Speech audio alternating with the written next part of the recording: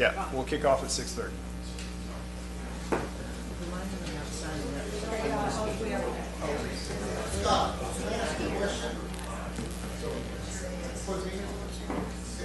Just like thinking about it.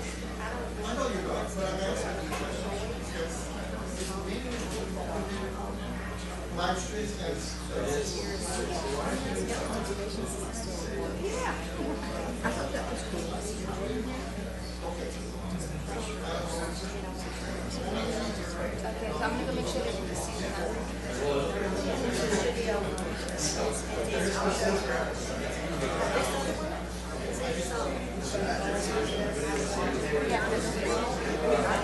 Well, she should, because that can be punished. On Facebook, there's a whole bunch of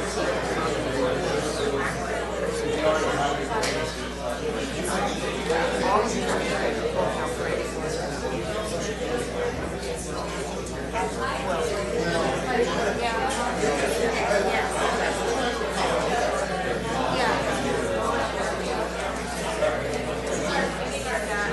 My husband's not one of the 5 people watching. I'm just gonna make sure I'm gonna text him, hey, he's here.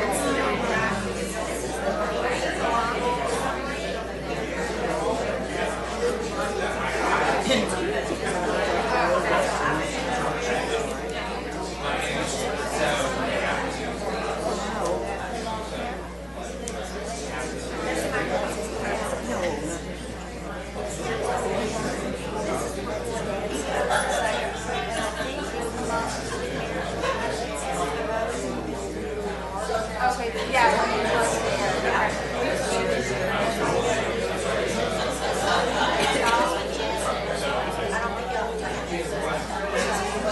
What?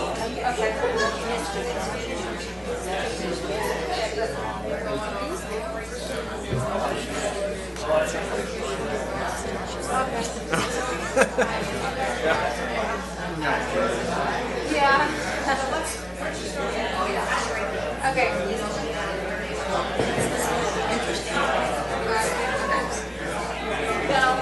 I got all that. See?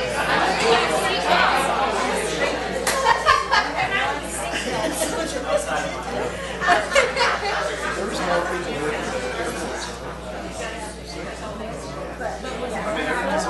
Yeah.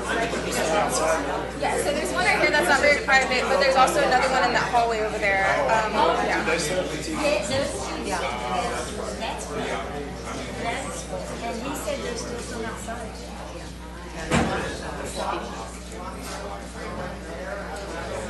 Jeff gonna make it.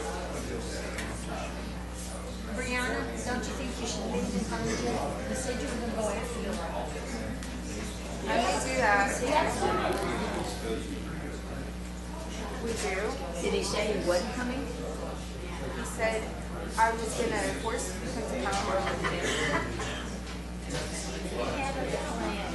She said, you need to do that.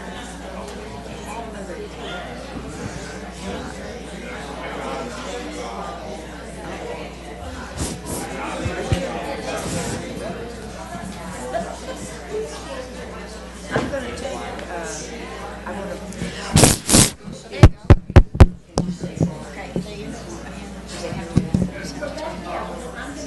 Can we just keep it on and just like leave it right here? Yeah, stay on. Okay. Oh, well, I just check, yeah. I'm just gonna look at this because.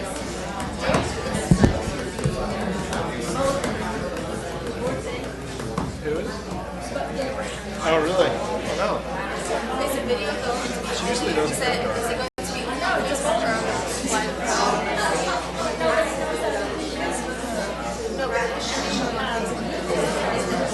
Yeah, she's in her bowling shirt. Maybe she's gonna get out here and see if she knows.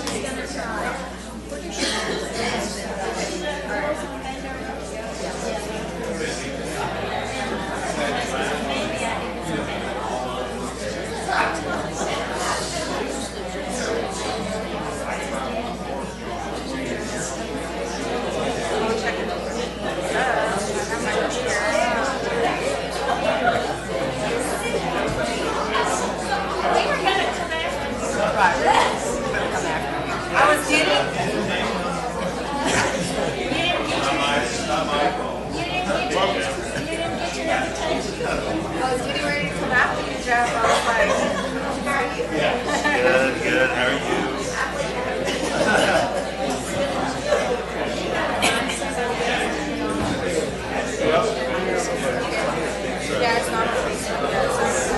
It's up on the other one.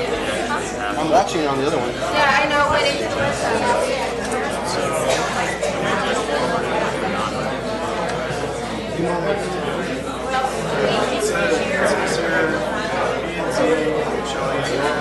It's fine, as long as we find it one place. Yeah. It's fine, because usually it's on board. I just watch it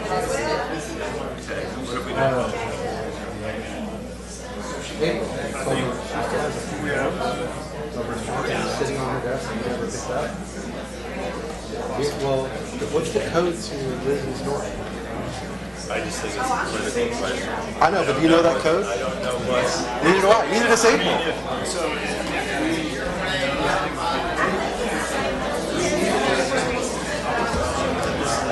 I tried.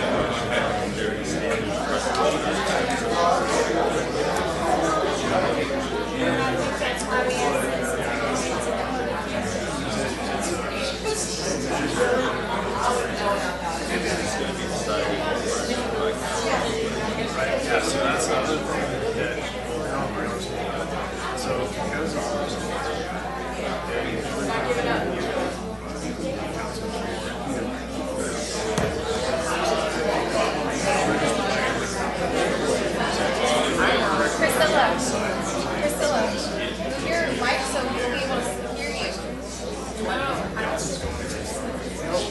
Coach mic.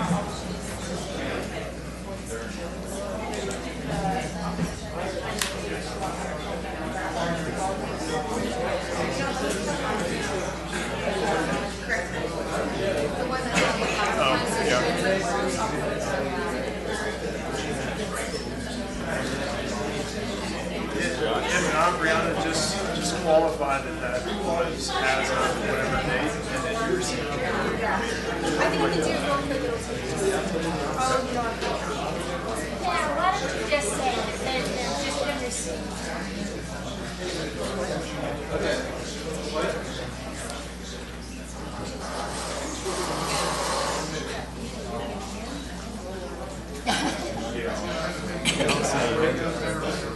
Oh, there's one.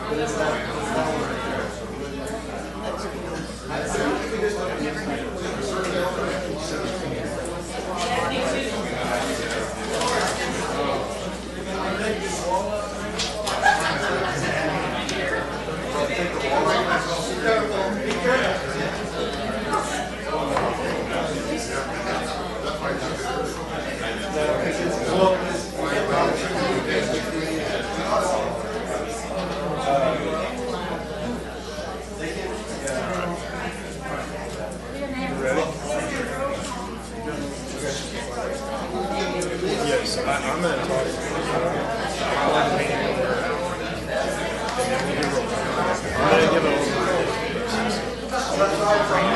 Yeah. But I think once we call the meeting over,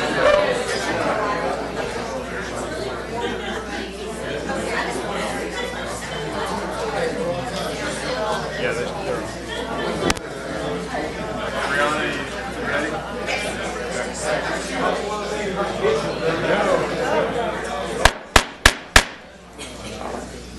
If I can get your attention, thank you all for being here tonight. Before I call the meeting officially to order, there's a few housekeeping items I'd like to go over for clarity and to set expectations for the evening. So first is public comments. You know, when can everybody speak? So there's two items on the agenda where we would hear public comments. The first is the citizens' comments. Both times we will give everybody 4 minutes to talk. Usually it's 3, but we want to stretch it out a little bit tonight, give you another minute. I know it's short. There will be a timer up on the screen, and it'll make a sound when your time's up. That's to alert you it's, you know, your time's up, and respectfully, we would ask that you stop then. We hope to keep this meeting efficient as we go through tonight.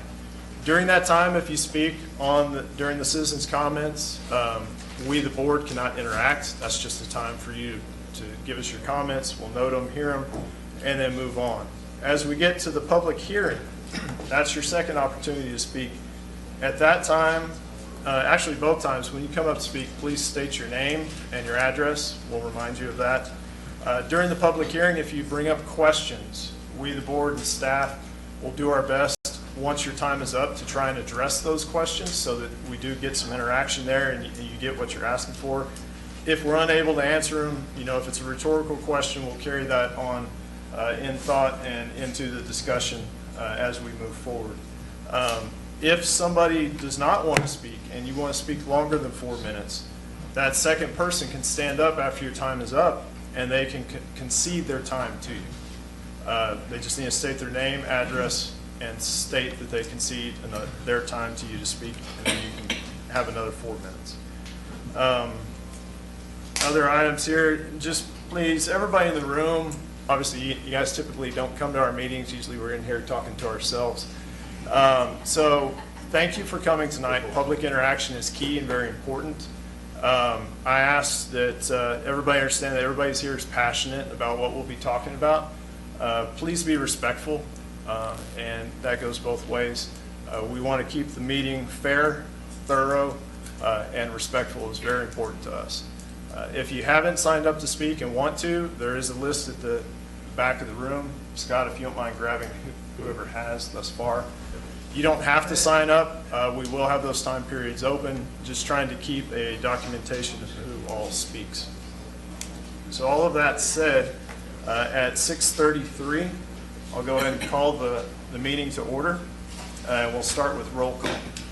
Jeff Gardner, President. Jim Welch. Priscilla Garrett. Kyle McVeigh. So at this time, at 6:33, we'll open up citizens' comments. And so anybody that would like to speak, please come up to the podium, state your name and address, and after that, we'll start the time. Brianna, do you have the timer? Do you need me to do it? Yes, please. Because the computer just started. The computer just started.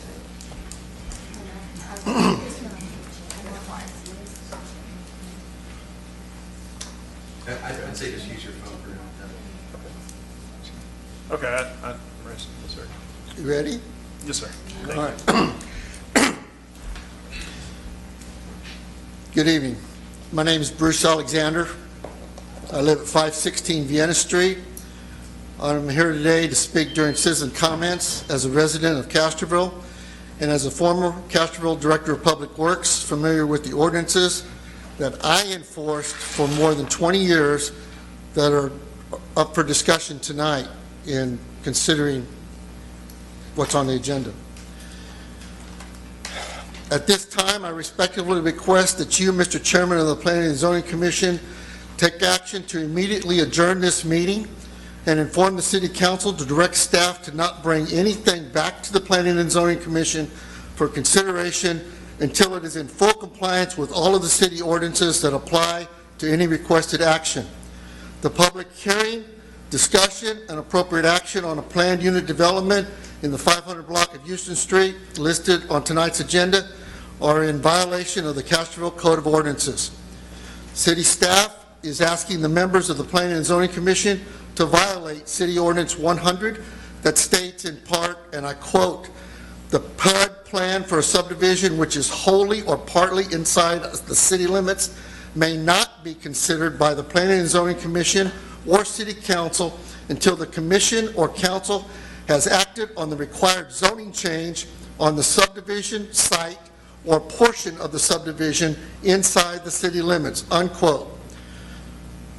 That's a part of the ordinance that's specifically in the documents that Brianna Soto pushes out to do a plan unit development. It's specifically referenced in that. The documents provided to the commission by city staff incorrectly state the property is zoned PD Planned Development District, and I have all your support information also, when in reality it is currently zoned HE Historical District, and no zoning change has been previously approved. The public notices recently sent to the properties within 200 feet for a public hearing before the Planning and Zoning Commission and the City Council on this matter do not reflect any proposed action to change the zoning as required by the Comprehensive Zoning Ordinance and Chapter 211 of the Texas Local Government Code. Any attempt to consider the zoning, the change in zoning at this meeting will be a violation of the Comprehensive Zoning Ordinance, Chapter 211 of the Texas Local Government Code, and the Open Meetings Act if you talk about anything to do with zoning, since that's not on the agenda. City staff failed to follow the process for a zoning change as defined in both the CZO and Chapter 211 of the Texas Local Government Code. These documents require notice to the property owners within 200 feet of the proposed zoning change with a posted agenda stating the time and place for a public hearing before both the Planning and Zoning and the City Council before they can take action on a zoning change. No such notice has been provided. No such agenda has been posted to inform the public. Mr. Chairman, immediate action is required by you to adjourn this meeting and inform the City Council that the Castroville Code of Ordinances prohibit the Planning and Zoning Commission from holding a public hearing or any discussions on a planned unit development until the property selected for the development within the city limits is properly zoned for a planned unit development. Any continuation of this meeting this evening will result in every member of the Planning and Zoning Commission being charged with a violation of the Castroville Code of Ordinances, Chapter 211 of the Texas Local Government Code, and the Texas Open Meetings Act if there is any discussion or potential action on a change of zoning of this property. Respectfully submitted, Bruce Alexander. Here's a copy for you. Here, here. Here, here.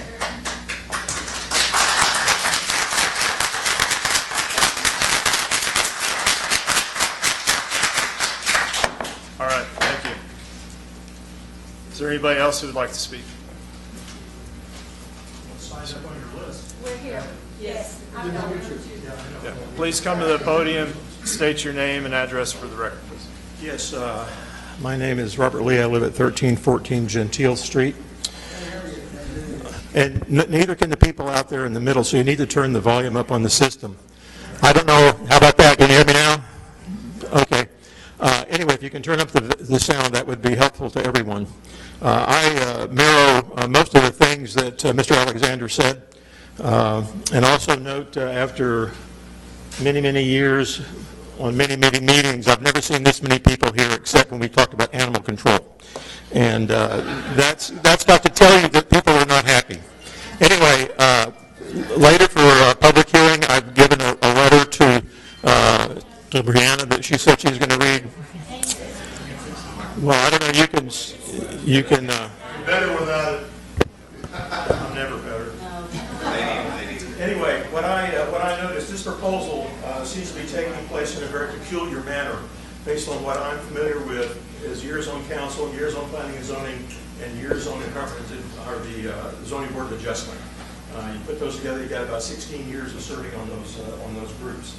This is really a zoning change, okay? And as Mr. Alexander said, this really doesn't address a zoning change, but that's what it is. It's a zoning change, and it requires a certain kind of hearings. It's also a major replat, which has to come to planning and zoning. Administration has authority for minor replats. This is not a minor replat, so a replat would have to come to them. And whether that's happened or yet, I don't know. It's a subdivision which requires a whole set of drawings and vellums and all those kind of things. There's an initial look at the plat, and then there's a final with corrections made to come back. I don't see in the package that any of that kind of stuff has come here. None. And you can address that when you talk about it.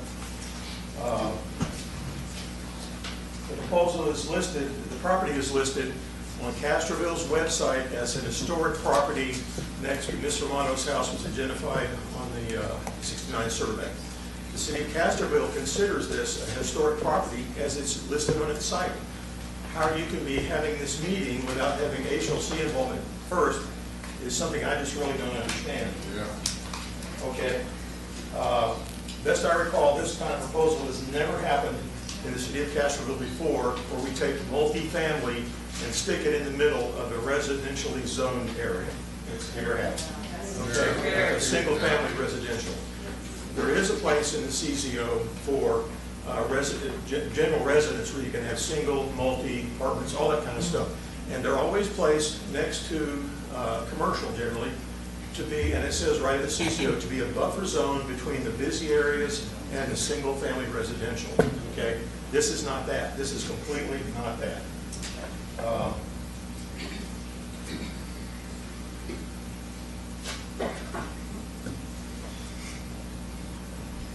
And the bottom line, and you can read my this stuff later, people that build in a single-family zone district expect to have that honored as long as long is. Okay? That's why they put their money there. That's why they raise their families there.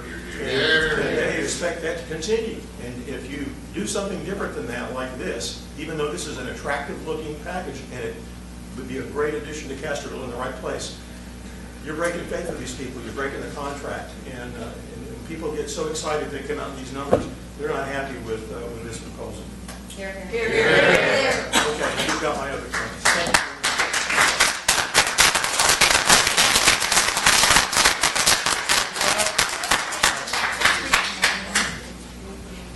We'll just open up whoever wants to comment. Real quick, again, I will ask, out of respectfulness and knowing there's a lot of emotions here, whether you agree or disagree in the audience, please keep it to yourself while they're speaking. I do understand that you're passionate about it, but let's keep it honest here. So keep it fair. You need to either read So- this or ask who else has signed it off. Randy Shearhart would be next. Okay, we can call them up. Randy Shearhart or Brenda Keller? They're both on the same line.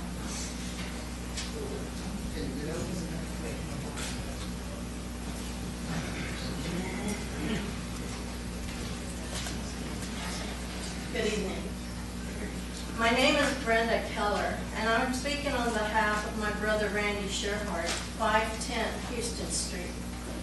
Randy and I are descendants of Frank and Annie Shearhart. 6 of their 8 children owned houses that are located on blocks adjacent to the block of the proposed development. They raised 15 children in this neighborhood and established its culture that still exists today. Randy and I also have a maternal connection. 2 of the 4 children of Albert and Maddie Gent had houses in this neighborhood. Randy lives in one of these houses, which belonged to our grandfather, Joseph Gent. As you can see, we have a long and personal attachment to this neighborhood and do not want to see it compromised for the sake of profit. Mr. Kemp warns of a developer coming in and ruining the neighborhood by putting up 5 low-quality houses. He is going to save the neighborhood from this imaginary developer by putting in 15 houses. Who do we really need to be saved from? We are supposed to be overjoyed because Mr. Kemp's houses are going to have Alsatian architecture. To this I say, so what? There are still going to be 15 houses. Mr. Kemp's 15 houses will each have a 2-car garage. If the imaginary developer's 5 houses would each have a 2-car garage, you have 30 cars versus 10 cars. He wants people to be able to walk and ride their bikes. Who would feel safe doing that next to a block with 30 cars going in and out? The people who live on that block and on the adjacent blocks have worked hard and made sacrifices to own their homes, to live the American dream. They do not deserve to be disrespected by a prodigal son returning to the city where he was raised and have their lives compromised by having him crowd 15 houses on 4 lots. They have, by their longevity and continued presence in this city, earned the right to live out their lives in peace. Now, I do not know where all of you live, but before you decide on this issue, I want you to think about a lot or house adjacent to your home and imagine how your life could be compromised if that lot had 3 homes on it and that house next to you is actually 3 houses instead of 1. If you allow Mr. Kemp to spoil this neighborhood, you may have him developing your neighborhood next. One thing is sure, some people will do anything for money with no concern for others, not even family. Please vote against.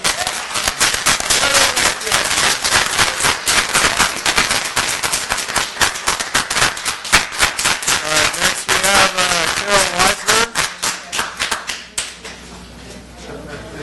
Carol Weisler.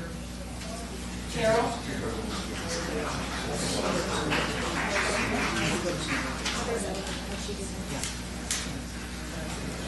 Hello, I'm Carol Weisler. I live at 412 Houston Street, and I just wanted to say I'm vehemently opposed to this development. The people that built their homes in that neighborhood wanted a certain quality of life, and you're about to destroy it. And you don't care about anything but your money, but we care about our lives, and we care about the children that are growing up in that neighborhood and them being saved, and you're ruining everything just because you're greedy.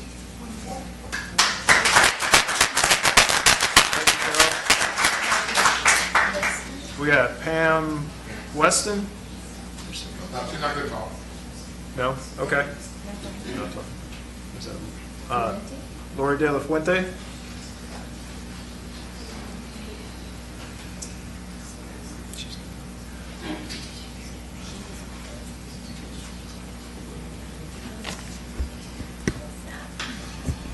Good evening. My name is Lori De La Fuente. I live at 1313 San Jacinto. My mom, Bonnie Neal, lives right next to the development. Her address is 502 Vienna. She lives on the northeast corner of the lot, this block where the proposed development is being planned. And friends live on the other side.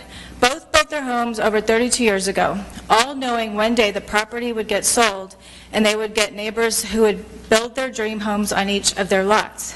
Never in those 30-plus years would anyone imagine that potentially there would be 15 houses, duplexes, possible commercial buildings where rightfully 5 homes could go. We were told by the developer at our meeting that he was scared that if he didn't buy it, people would buy those lots and put homes on them that didn't fit in Castroville. His examples, if your home is not Alsatian in style, meaning it's a modern and does it belong or fit in here, and mentioned the ones he was talking about. He actually mentioned ugly houses. If your home has a front yard, your home is unwelcoming because people cannot stop and talk to you. He would like to see all the homes right beside the street. Check around. Most pioneer homes have a front yard. Were the pioneers wrong? If you have a garage or a shed, it is ugly and doesn't belong in Castroville. I think just about everyone has either a front yard, garage, a shed, or all the above.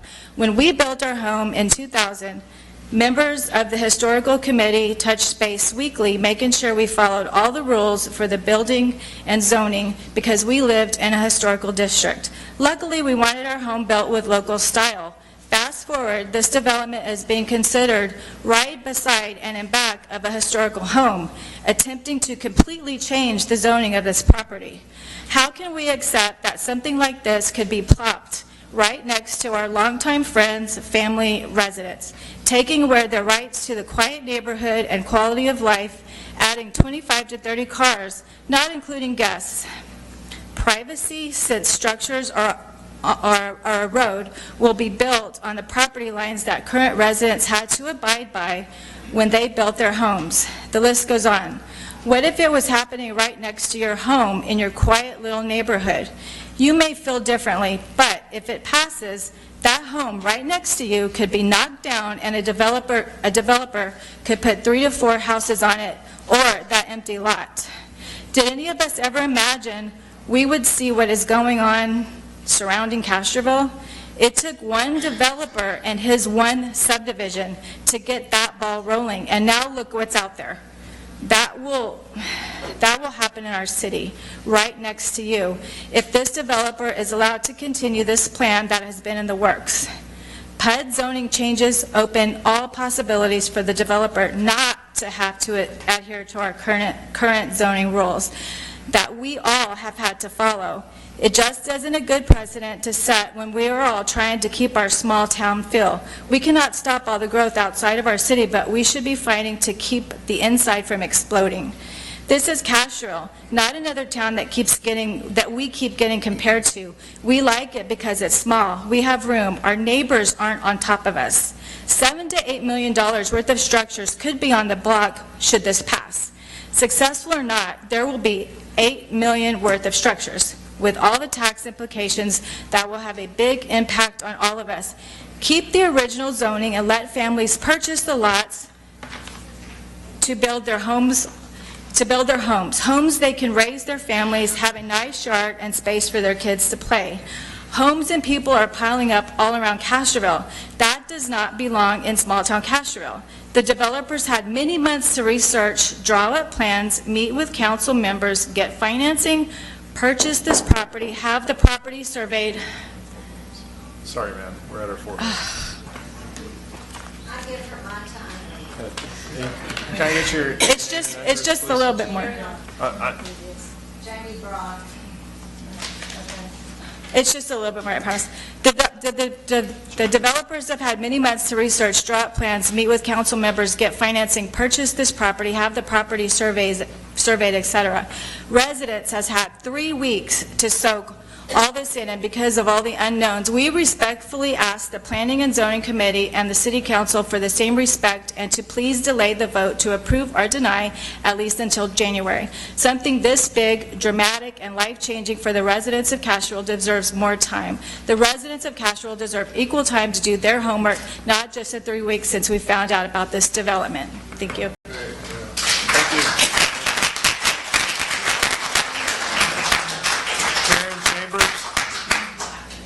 Karen Chambers.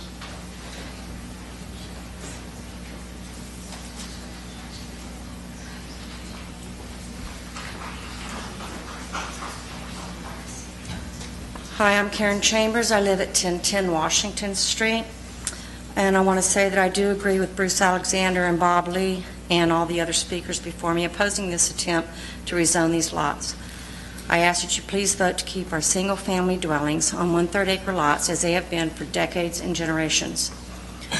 The larger one single-family dwelling on 1/3 acre lots are what we all enjoy and do not want projects like this one proposed to be set up as our next-door neighbors. I urge you to disapprove the proposed rezoning, and from recent meetings and discussions with my neighbors, I know my opinions are shared by many who have and have not been able to attend meetings or write letters or write emails to y'all. It is in your hands to do right by the citizens of Castroville and vote no to this rezoning request. If this is approved, the P&Z Committee and the Castroville City Council will fail their citizens by not upholding the current zoning ordinances that are in place.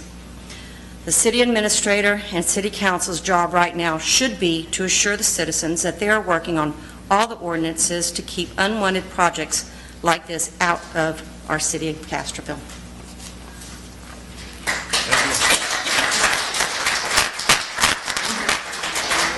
Bonnie Neal.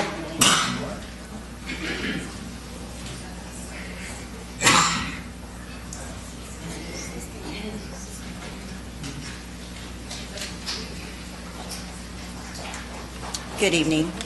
My name is Bonnie Neal. I live at 502 Vienna Street in Castroville.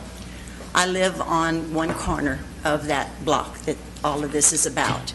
And I've lived there for 32 years. My husband and I built that home back then with the intent of living out the rest of our lives there with our children, our grandchildren, and soon-to-be great-grandchild. Well, all of that's going to come to an end if this gets passed. The quietness and the historical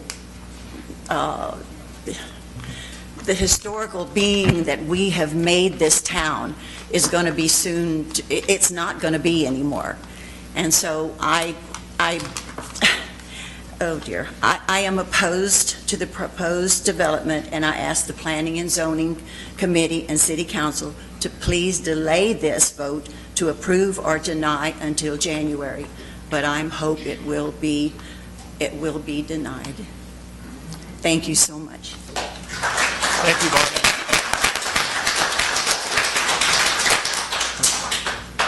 Bonnie. Eduardo Esquivel.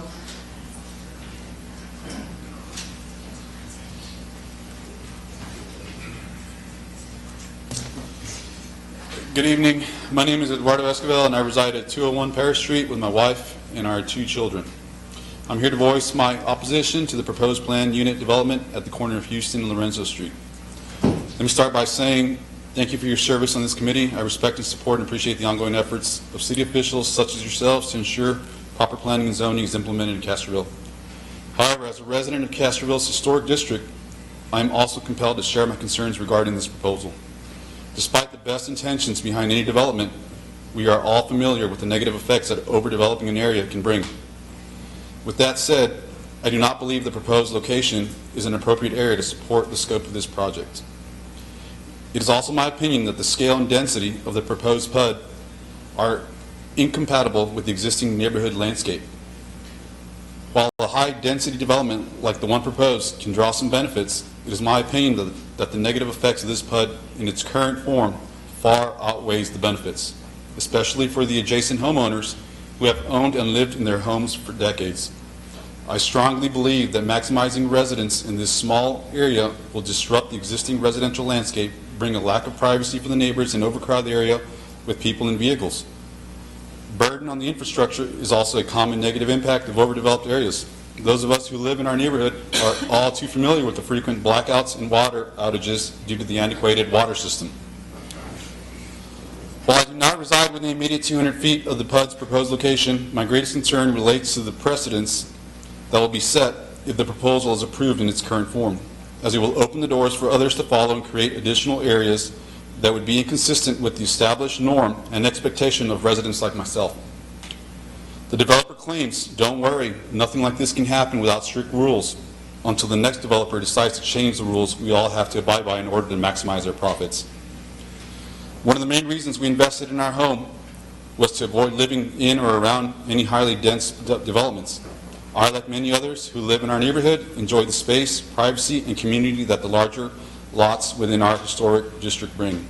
At the end of the day, the developer will have zero control over how many residents will live in the homes and how many vehicles they will own once they are sold.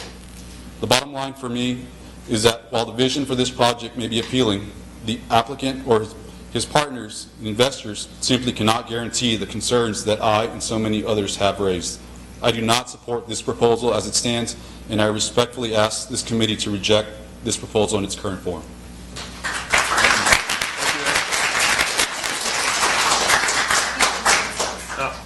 Mickey Holzhaus.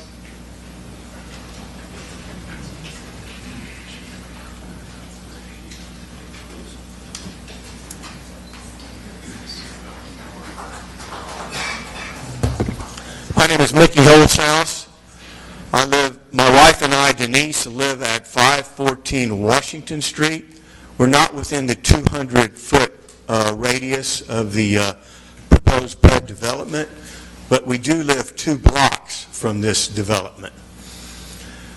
I wish I had something to add this evening, but the people that have spoken before me have done an outstanding job.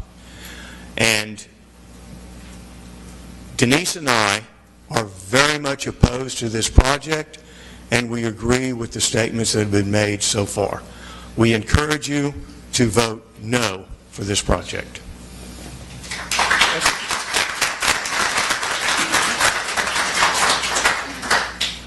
And real quick, Mr. Gardner brought up a good point, just to clarify on what we are doing tonight, that P&Z Commission is a recommending body, so we recommend approval or denial to City Council.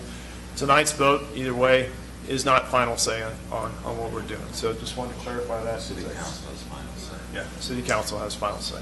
So, all right. Claudia Holzhaus.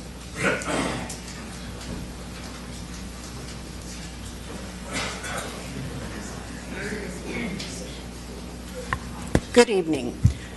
I'm Claudia Holzhaus, and my husband Danny. We live at 306 Madrid Street in a residential historical district with a vacant lot adjacent to us. We are very concerned about the adverse effects of the proposed zoning change on the architectural character of our small town. Many of the original homes will be dwarfed or overshadowed by these PUDs. A PUD is a housing or mixed-use development not subject to normal zoning criteria. The point is often to allow multiple uses and densities in one neighborhood without being bound by normal zoning requirements. In our opinion, this is a loophole to circumvent our current ordinance that only allows one house on a 1/3 acre city lot as originally mapped by Henry Castro.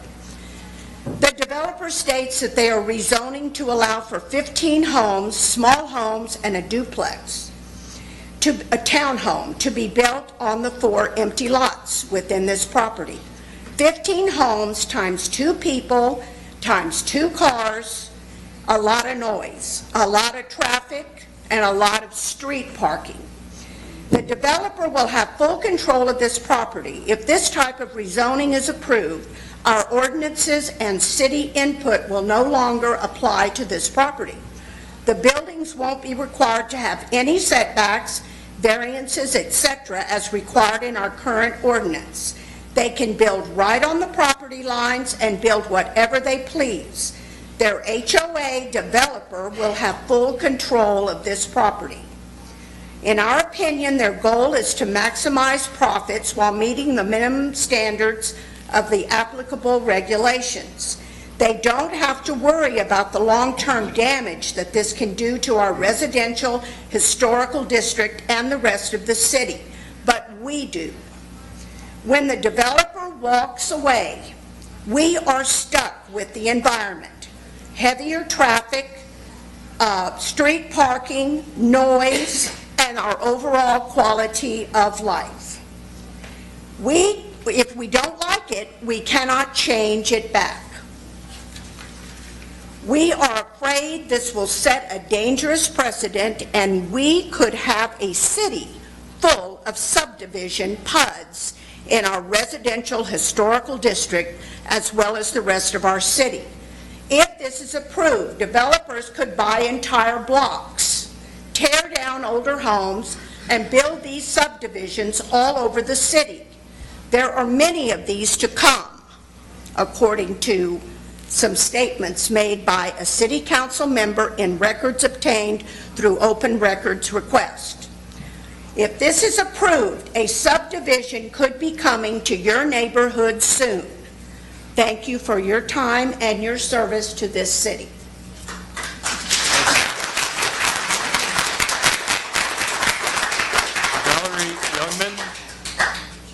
Valerie Youngman? I'm going to say my time group afterward. Okay. Okay.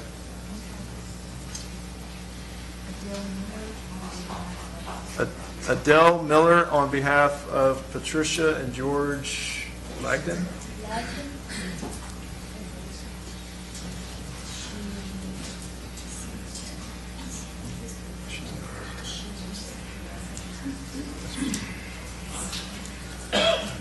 Good evening.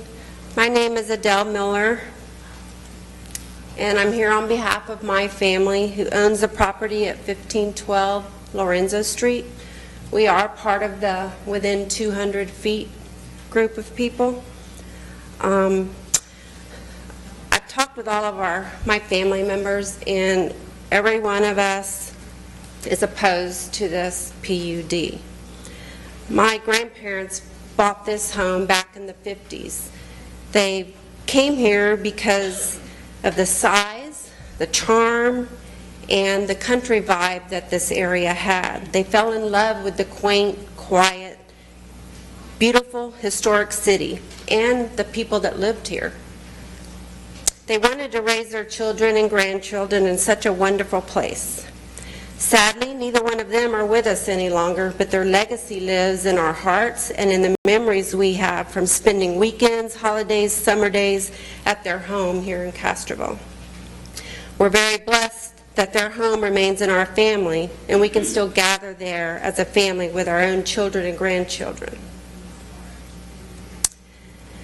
This PUD, we believe, would have a negative impact on the community, not only affecting the aesthetics, but it will increase traffic, a lot of the concerns that everybody's already mentioned, the safety and the integrity, the history, the whole atmosphere of the city.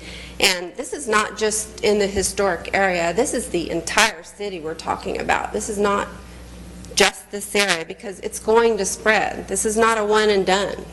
And I think everybody feels the same way about that. I also feel like the idea of this PUD contradicts all the efforts that several local constituents have done. They've pulled together and they're trying to revitalize the downtown area. And I feel like it's a kind of a slap in the face to them for something like this if it were to go through. We too agree that we should stay with the standard that are set in the ordinances now, which is one home per 1/3 acre. If we allow this to happen, we're going to be looking at a city that is no longer identified as wonderful Castroville, but rather a money-hungry community who cares more about their pocketbooks than the true value of what Castroville has always had to offer. It would be a very sad day.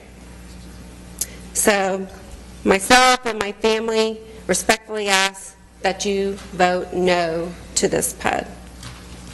Thank you. Thank you.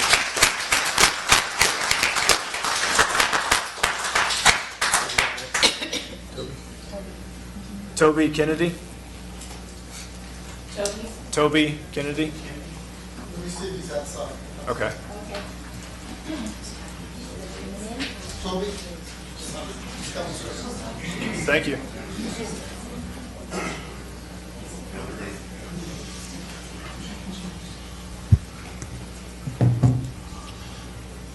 Good evening. I didn't plan on speaking this evening, so I'm just going to read through some emails that I sent to our mayor and city councilman.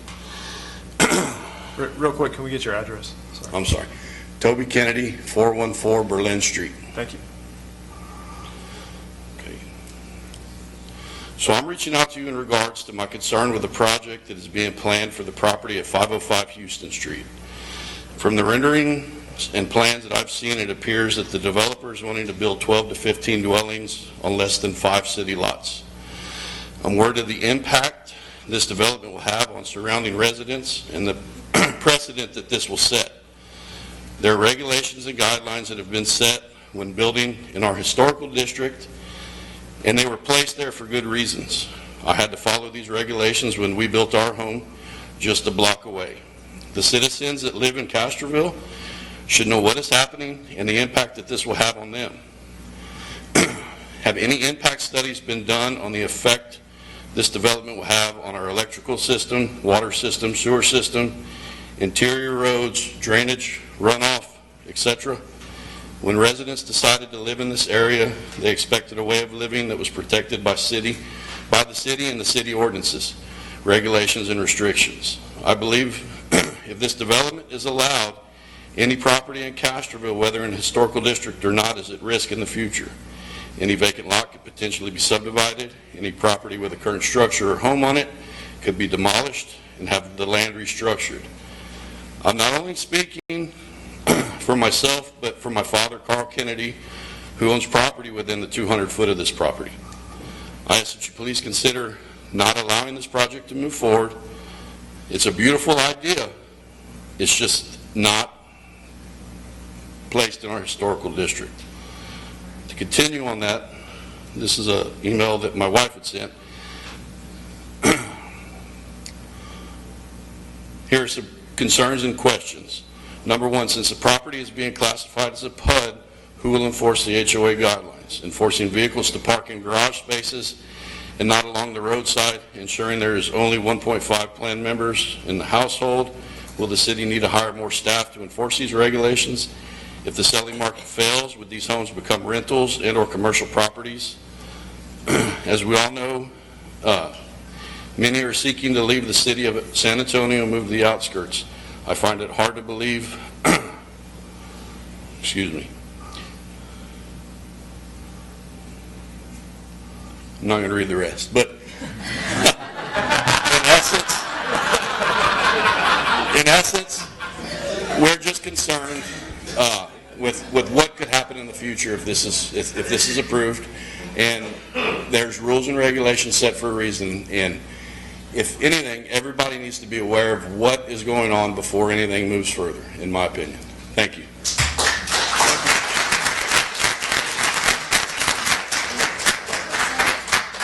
Guillermo Hernandez. Good evening. My name is Guillermo Hernandez. I live in 605 Houston Street, but I also own the property on 1602 Angelo. Both properties are in the nearby 200 feet from the project. Everything that I've said before me is pretty much what I was planning to say. So the only thing I have to add that I totally disagree with this project, number one, and number two, just as a matter of something that what Bruce Alexander said a few minutes ago, that during the time that he was working for the city, he enforced all these laws. Yes, in fact, when I tried to divide my property, he was very clear that if I didn't match those 13,000 square feet plus the size of the front plus the back, that this would not even be considered. So I'm asking you in the same token that that should be applied to everybody as well. Thank you. Thank you.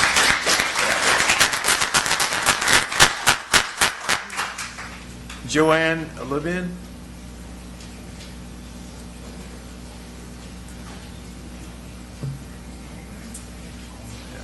Hi, my name is Joanne Olivan. I live at 1605 Lorenzo Street. I will be right across from this whole development. I didn't even know anything about this till recently when I got the letter, and then a couple of my neighbors came over to let me know more or less what was going on. We have a wonderful neighborhood. We have wonderful neighbors. Like he was saying just a while ago, I've always had to abide by all the rules that are enforced for the historical district. If this is done, it's going to take everybody's peace of mind away. That's my little haven. I have just a little piece of property that I live on, but it's going to change everything. There's going to be a whole bunch of traffic, a bunch of people, a bunch of noise, and this is what the historical district is not supposed to be about. We've lived here. I've lived there for 25 years now. I am very considerate of my neighbors. They're very considerate of me. We don't know who's going to be coming in, who they are, what's going to happen. I'm totally opposed. I just wanted to voice my opinion as far as that goes, and I hope that you guys will reconsider. And the last thing, anybody that is not opposed to this, put yourself in our shoes. How would you like it if you lived across this? Would you like that? That's what I wish that everybody that is opposed would think about. Thank you.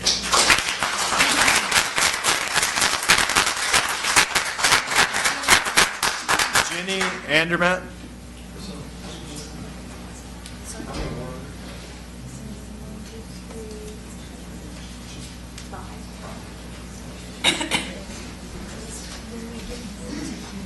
I'm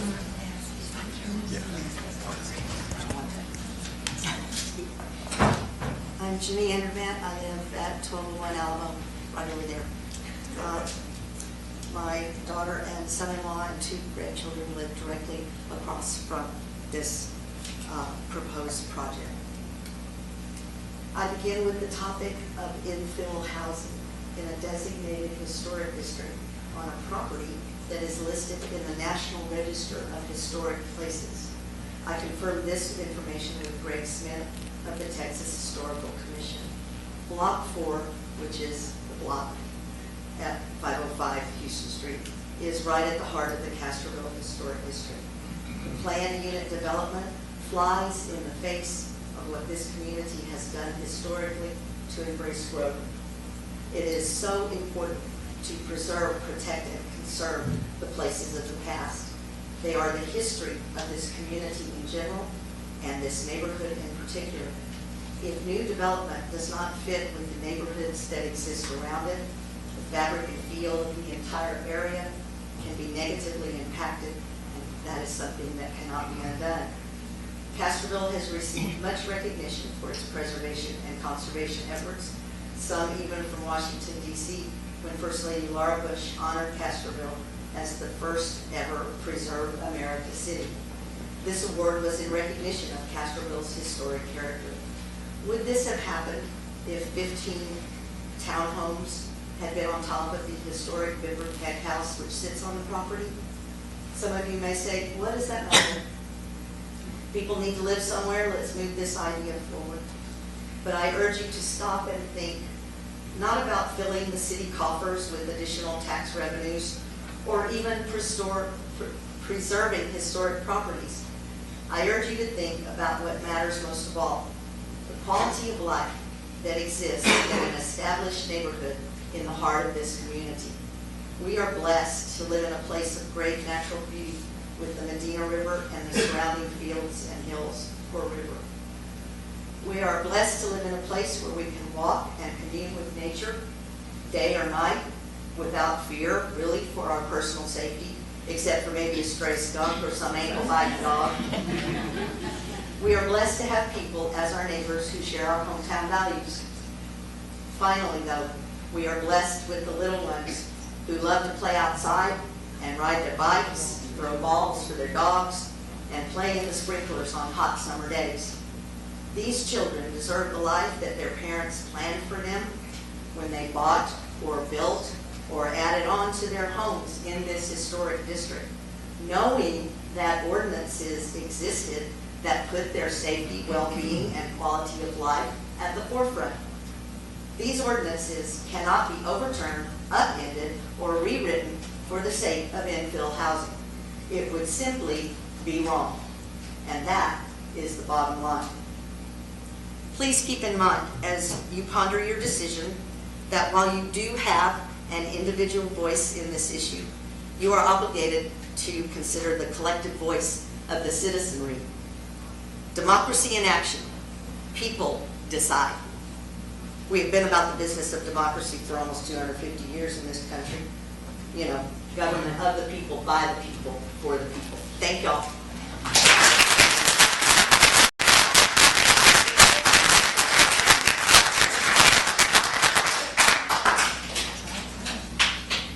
Kohler Andermatt? Is that correct? Kohler?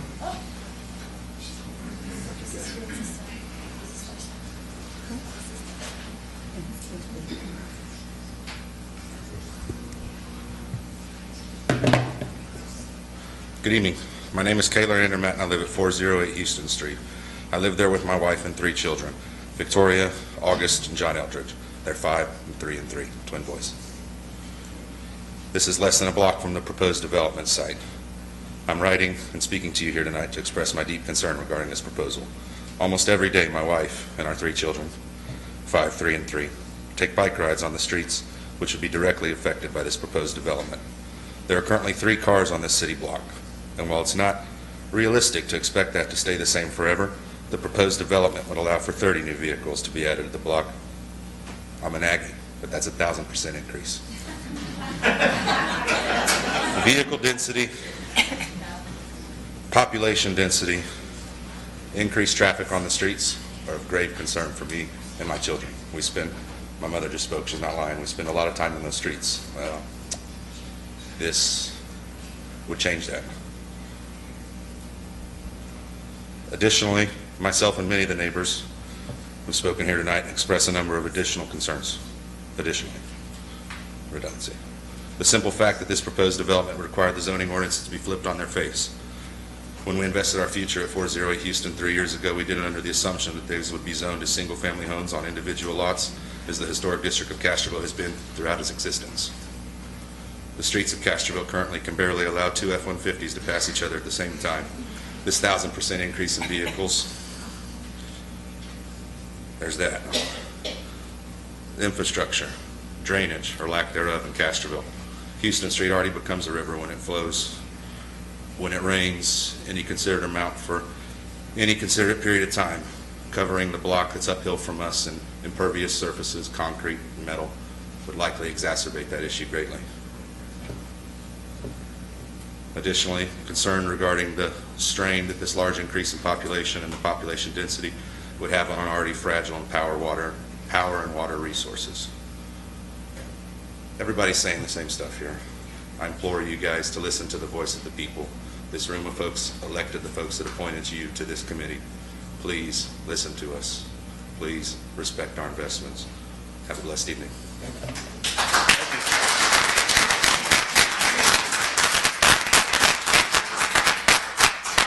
Maurice and Lynn Shearhart.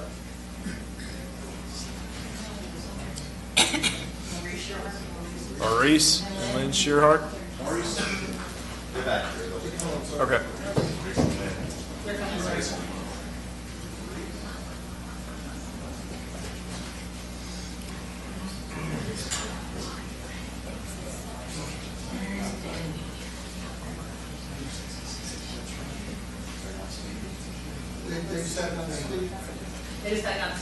Okay, thank you. William Jett and Jessica Andermatt. My name is William Jett. I live at 1515 Angelo Street, and I'm speaking on behalf of my wife, Jessica Andermatt, before she changed her name legally. That's what the property is in legal terms there, so I think she kind of got the better of me there. And I'm also speaking on behalf of our 4-year-old daughter, Violet, and my 8-month-old son. First and foremost, I want to thank the Commission for your public service. You have a difficult and underappreciated but vital job. And I also want to thank my fellow citizens for showing up here, even though you may not be in the impact area. I think it speaks volumes about our democracy here that this issue has brought us together. I did not come to oppose this development lightly. I met with Mr. Kemp twice, along with the mayor and all 5 city council members, and sought alternative perspectives and voiced my concerns and tried to remain open-minded throughout the process. I think this is a good plan on paper if you remove the context of where it is, but it is far more suitable for a greenfield development, such as the canceled Cobblestone proposal east of Castroville, or a revitalization project such as the old city public works yard that is by the St. Louis Church and the Moy Center, which one of my direct ancestors, Dominic Schott, who has a historic house not far from here on the river, built with his own hands as a stonemason. I commend the architect and Mr. Kemp on their vision. I just think it is in the wrong place. It's at the wrong time. I don't believe that they have any malign intent. I sincerely believe that Mr. Kemp and his investor Ed Cross have good intentions, but as the saying goes, the road to hell is paved with good intentions. We have to think about consequences when we make governing decisions. What is going to be in the common interest of the people who live here, not in the financial interest of the few? Realistically, we're introducing 30 vehicles. And I've lived here for 7 years. I've been within 1/5 of a mile of this location with a line of sight on this property for a decade. I've had a police radar on Angelo Street for the past 2 weeks because they're concerned about the traffic already. as a public safety hazard. There was one on Fiorella, which is also going to be the other ingress point. The driveway for this proposed property is coming out toward where my children and my nephews and my niece play on a daily basis. And I think the first and foremost role of government is to protect its citizens. And you've been asked to recommend something that is extraordinarily against the current ordinances. And for you to recommend that in good faith, you would have to have extraordinary evidence that that is in the common good of the city and its citizens. And you have not heard that today. You've heard the opposite from all these concerned citizens.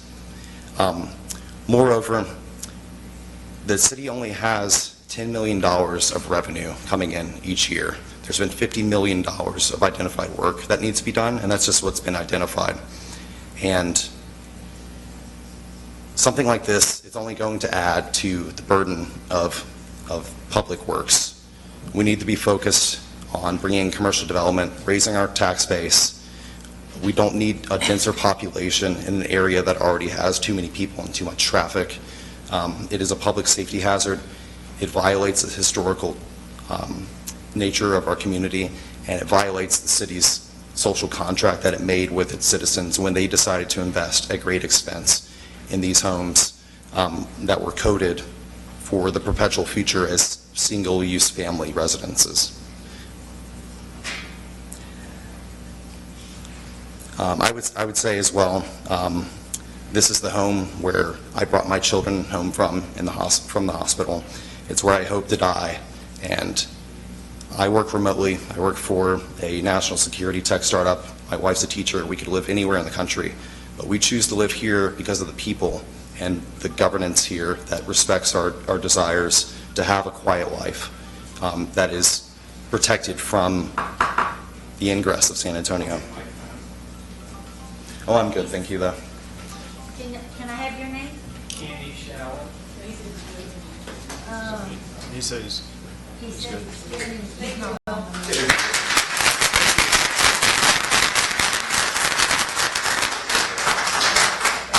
Dustin Plate.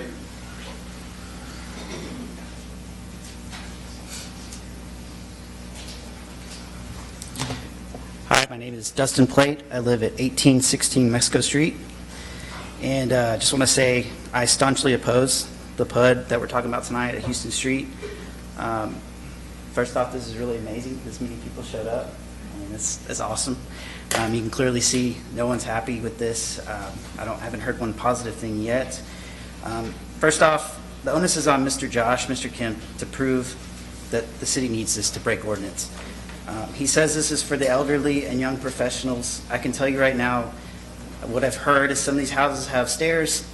I don't know that elderly really need stairs. Number two, young professionals.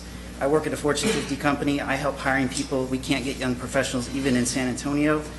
Most young professionals want to go to Austin, Houston, Dallas. They don't want to be here. The people that want to be here are the people that are married, have kids, they want to settle down. Those are the people in San Antonio. Those are the people that want to come to Castroville. Those are the people we want too. These houses would not be meant for those kind of people. They need a yard. They need places to run around. The second part I want to make is breaking ordinance must be for the common good of the city and the people. Normally, I think those two are together. This time, I believe the city and the citizen is different. For the city, you're going to get more revenue. Absolutely agree with that. And that is good for the city. For dollar, you will get more revenue. However, for the citizen, I do not believe it is a good idea. As you can clearly see, there's many people here that are against it, especially the people, and I don't live within the 200 feet, but I also have an empty lot next to me. There's many empty lots in the city, and I don't want to see this become a precedent for that as well. Outside of that, that's all I have. I oppose it. Thank you. Thank you.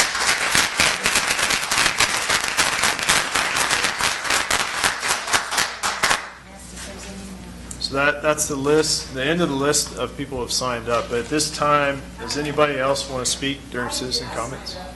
Okay. On citizen comments, are we still doing citizen comments? Yes. We're on citizens' comments now. Right. We will move into a public hearing, which there will still be an opportunity to speak then as well. So if you would like to speak now, please come up, or you can wait, either way. Good evening. My name is Ginger Pocock. I live at 1305 San Jacinto. And I wasn't planning on speaking tonight, but I have a home here and I have a vested interest. And I just want to say straight out, I'm opposed to this, and I'll tell you why. I'm open to growth.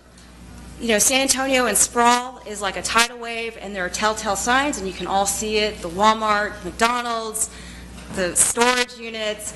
I mean, you can't avoid it. But there are other things that we can do to incorporate and growth in a way that we all agree. And I think that the notice that I have been given or have received this news is not timely enough to process and understand the long-term implication and short-term for what that means.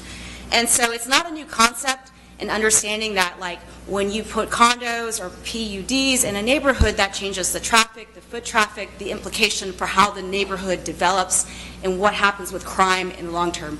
If you want to read about it, there's a book called, I highly recommend, The Life and Death of Great American Cities by Jane Jacobs. It's a great example of what that means for your community. And so I'm not saying that you can't change what's coming, but we can talk about it and understand what the implication is for the community in a way that we all agree. I think this is an amazing town. It has great charm, and I love it so much. That's why I'm compelled to speak tonight. And so that's all I really want to say. I just want to say that this opens up other avenues and other things for other growth, but I think there hasn't been enough dialogue and constructive conversation about what this means for the community. And that's all I have to say. Thank you. Thank you.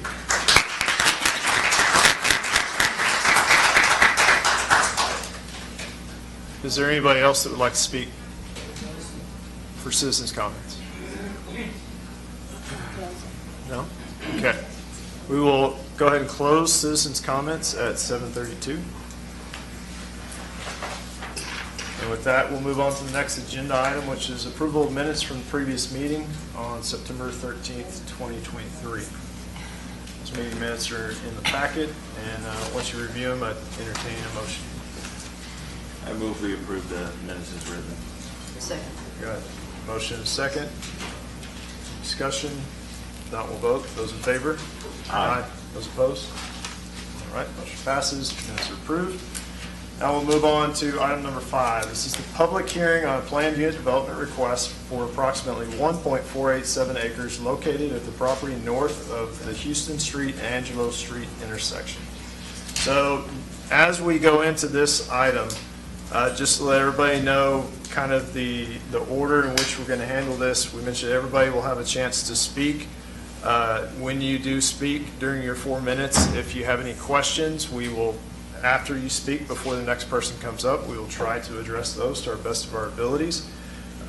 We will go through a certain order of this on the public hearing. We'll start off with city staff doing a presentation, and then the applicant will have a presentation, and then we will go into public comment. So I'll announce each time we go into those so everybody's on the same page. So at this time for the public hearing, I'd like to roll into the staff presentation. Scott, did you have an item to discuss? I believe there's a question in regards to zoning that's being looked into. Yes. Chairman Welch, members of B&Z, thank you for your time. Thank you all for being here and sharing your heartfelt opinions and thoughts about this. This is government in action. I heard a comment about democracy earlier. We are in a republic, democratic republic. Representatives elected by you or appointed by the people you elect. This is how it works, and I love it. That's why I love public service. But anyway, on to the point. Yeah, I'm limited to 4 minutes. I like to see this. This is great. So real quick, one of the things that's been brought up already once tonight, at least once. Sorry. Yeah, thank you. I'm going to say Scott Dixon, City Administrator for the City of Castroville, Texas. I live at 901 Berlin Street. Thank you. I don't know how to think. Be right there? Is that better? Better? Yeah? Not used to speaking from here. Okay. But yeah, Scott Dixon. Dixon, City Administrator, City of Castroville. So the question was, that has arisen is a conflict in our zoning. And it's very apropos that this comes up, because we're in the process of going through a unified development ordinance, a UDO, to try and fix a lot of the issues. But there is an apparent contradiction between what is the planned unit development code, that's in our code of ordinances, it's in the development code, that's a PUD, that's what was applied for here. Our staff, and you'll hear Brianna talk about how she went through our regulation to verify what's been submitted, et cetera. That's what we use to look at the validity of the application, et cetera.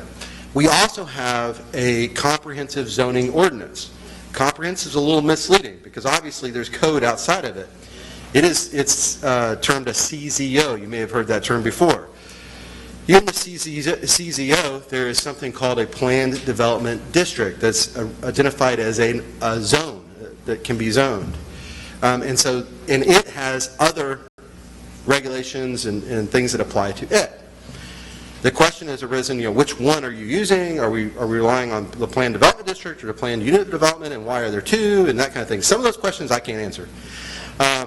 But we relied on, as staff, the planned unit development. That's what's been brought to you. That's the code we're using. We are seeking a legal opinion from our city attorney on the applicability of the planned development district, whether it applies in this case, and if so, how, and what prevails, what trumps, because the two codes as written conflict with each other. And that's been a challenge with several issues that have come up where we have two different areas of code and they don't always agree. And so we will have a legal opinion. It'll be delivered by the city attorney at the city council meeting. I've been assured that it'll be ready in time for that meeting. So that'll be this coming Tuesday when the council deliberates this item. But that's, just letting you know, stay tuned, that's being resolved. Thank you. Okay. Hey, Brianna? Hi, everybody. I'm Brianna Soto. I'm the Community Development Director. I've met a few of these faces. I also deal with permitting, platting, anything you can pretty much think of. A lot of y'all come and talk to me about. I'm just going to do a quick presentation, just deliver y'all some facts about what was presented, and then Josh is going to go into like the nitty-gritty detail. All right? All right. So first, there was a lot of questions about what is a planned unit development. So I'm just going to kind of give a brief overview. It's a zoning tool that's used by local governments, and it does allow for greater flexibility and creativity in specific, like for a specific piece of land. We have our regulations, but sometimes those don't fit with what we're trying to accomplish in the city. And so that's specifically what the PUD is used for. Okay, moving on. What is reviewed during each stage? Because this is just the first stage of many reviews. This is not the final say-so. I know earlier it was brought up about a plat. There is a platting review stage, and during that stage, there's the engineering, the drainage, the utilities. It's very extensive, and this will have to go through that as well. But for the PUD plan, we look at lot size, lot width, setbacks, open space, land use. And that's the first one. This one requires a public hearing, and it also requires council approval. The second part is the plat. Like I said, that's where the engineering, the water, the utilities, those things come into play. Easements, traffic, gas, traffic studies, all that good stuff. That is the second plan review, and that is also held by a public hearing, and that also has to go to city council for review and approval. The third one is building. That's like your, putting buildings on the ground. So that goes through plan review, which is like mechanical, electrical, structural, all those things.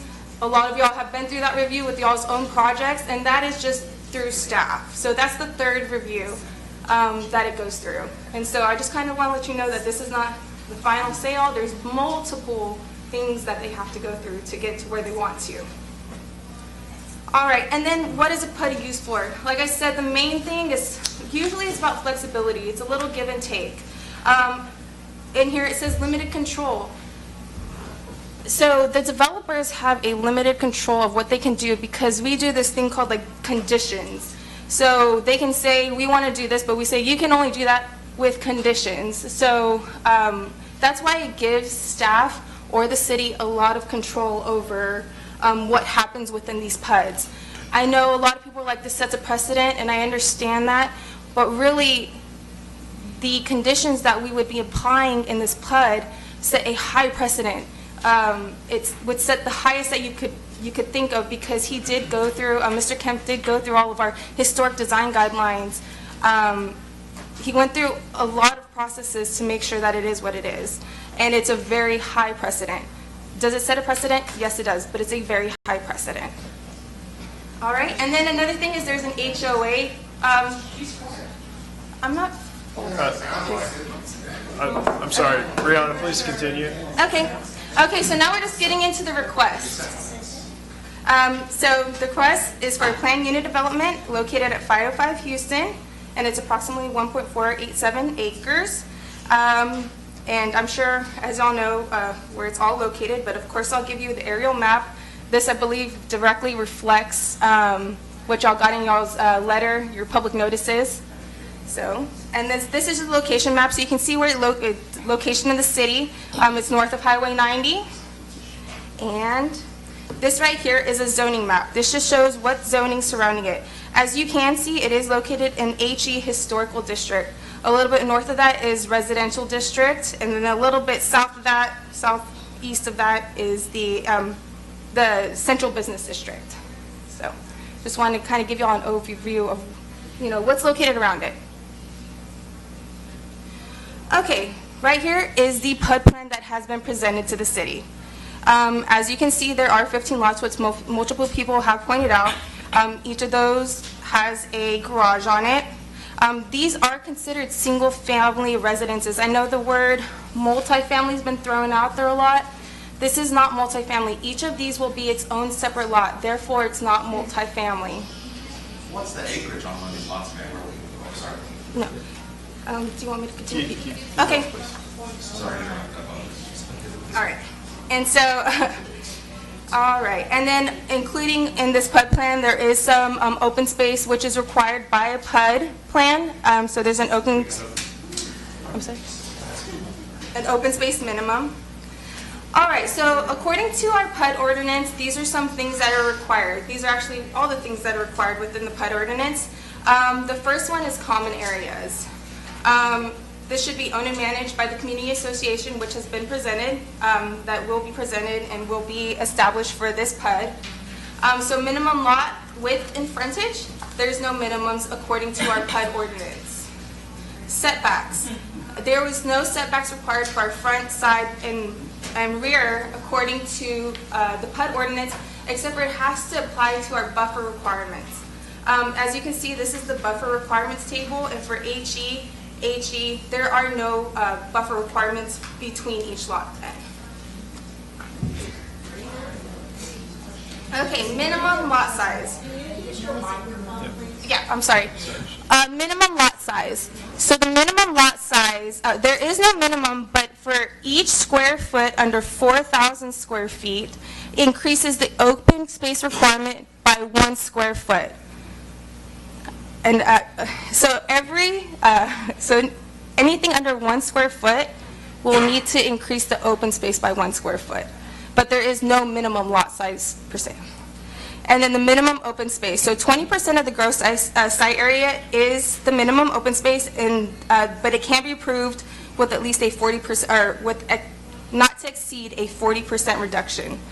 Some of the reductions that can be included are for continuous and accessible, is when 1/2 of the area is contiguous and accessible to the development.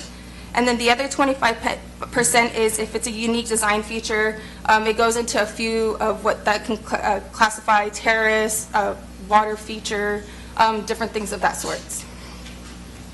All right. And right here are is the map of the public hearing notices. The blue is the 200-foot radius. As you can see in the table to the left-hand side, all the red is the opposed. So right now I sent out 24 letters and I got 18 back, and that's as of like a few minutes before the meeting started. And so that's 75% in opposition. I just want to clarify that because this meets the 20% threshold of opposition, regardless of whether planning and zoning approve or disapprove this tonight, there will have to be a supermajority vote at city council, which means that there is a requirement of there's 5 people on council, so at least 4 would have to vote for approval. So it's not a simple majority, which is usually 3 out of 5. And that's all I have for you. Can you go back to that? Yes.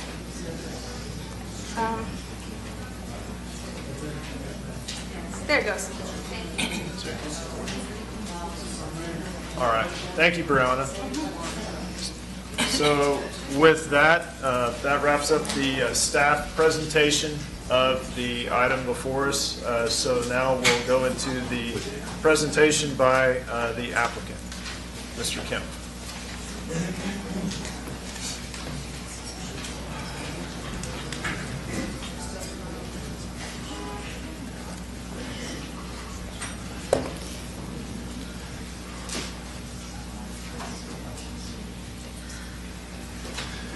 Mr. Chairman, Commissioners, fellow citizens, thank you for having me here tonight. I'd like to ask all of us to consider why, over the last 100 years, not one building has been built in Castroville that is more beautiful than the buildings that were built by our ancestors. Our ancestors who were peasant farmers and arrived on the most inhospitable frontier imaginable. Why might that be? It could be because we've forgotten what the beautiful proportions and elegant designs of the early French settlers brought with them. It could be because we've chosen not to care about the beauty of our built environment, because we think it's less important than perhaps some other things we choose to prioritize in our lives. It could be because of some kind of economic incentives. The way the marketplace works today, I don't think one can argue we're poorer than those folks were, but that could be one explanation. Or it could be that we've put in place barriers, legal barriers, that make it difficult for us to build with the elegance and beauty that we see in our pioneer homes.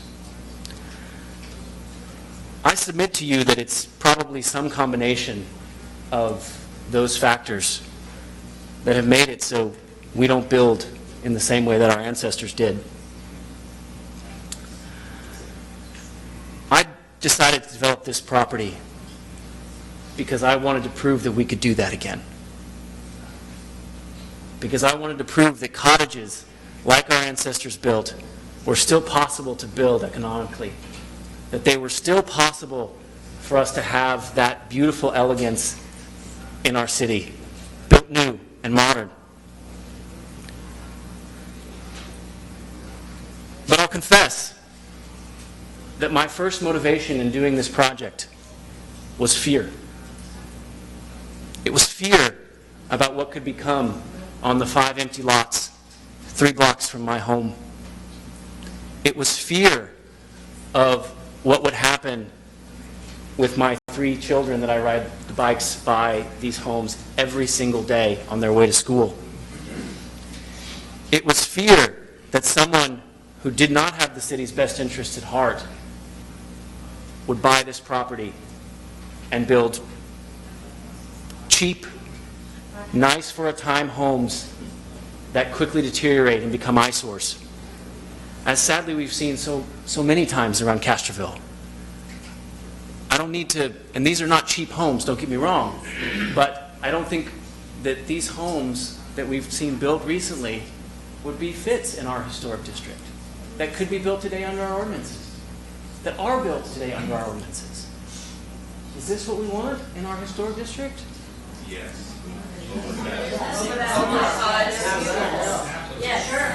Folks, it was a rhetorical question. I was respectful when you spoke. Mr. Kemp, if you will address us as a board and audience, thank you, please. Just let him speak. These are the kind of homes, and then this, for example, could be built today under ordinances. It's 3 blocks away on Berlin Street. It's a 25-foot high metal barn. This is all allowed today and could have been built. And this was the fear that I had in purchasing this property. And I asked myself, what is the alternative? How can we build like our ancestors again? And anyone who asks what makes a beautiful building must inevitably ask what makes a beautiful street, and then they must inevitably ask what makes a beautiful city. And in fact, it was this very question that the city asked itself 18 months ago when it brought in some speakers in the Journey series to help guide the city as it grew, with the new developments coming on the east side especially. And the city wanted to understand, what is it that made Castroville Castroville? And here's what we learned as we went through that lecture series. We learned that we need to honor and enhance the local architecture. It shouldn't be cookie cutter. It needs to fit. It needs to feel like it could have been there for 100 years. We need places for everyone to live. We need places for everyone to live. There is today, as was shown in these pictures, almost every house that's built in Castroville is a 3 or 4 bedroom, 4,000 square foot house. That excludes a lot of people. It excludes young professionals. You may say none want to live here. I submit to you that they don't want to live here because we build nothing for them. We build nothing that they can afford or that they want at that stage of life. I submit to you that we have very little for our elderly and our retirees who can no longer do the physical labor of maintaining their houses or their yards. And as a result, and as a sad result, they get shipped off to nursing homes too early because their families can't make up the slack. We see that time and time again. We see that time and time again. We've built nothing for folks like this. And it's not to say that the entire city needs to be that.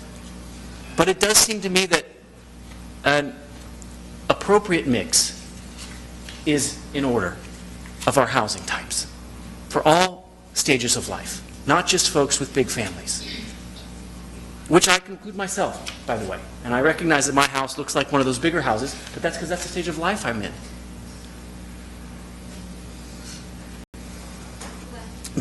The plan that I am trying to present today, that I'm planning to present to you today, sought to reconcile those challenges that I outlined at the beginning of why we no longer build like our ancestors built. So, I brought in what I thought were the finest architects and town planners who understood very deeply the local Alsatian architecture. I wanted to, if we don't know how to build in the way they built anymore, we've lost that craft, or we've lost the technique, then we'll train new local builders on how to do it as a part of this project.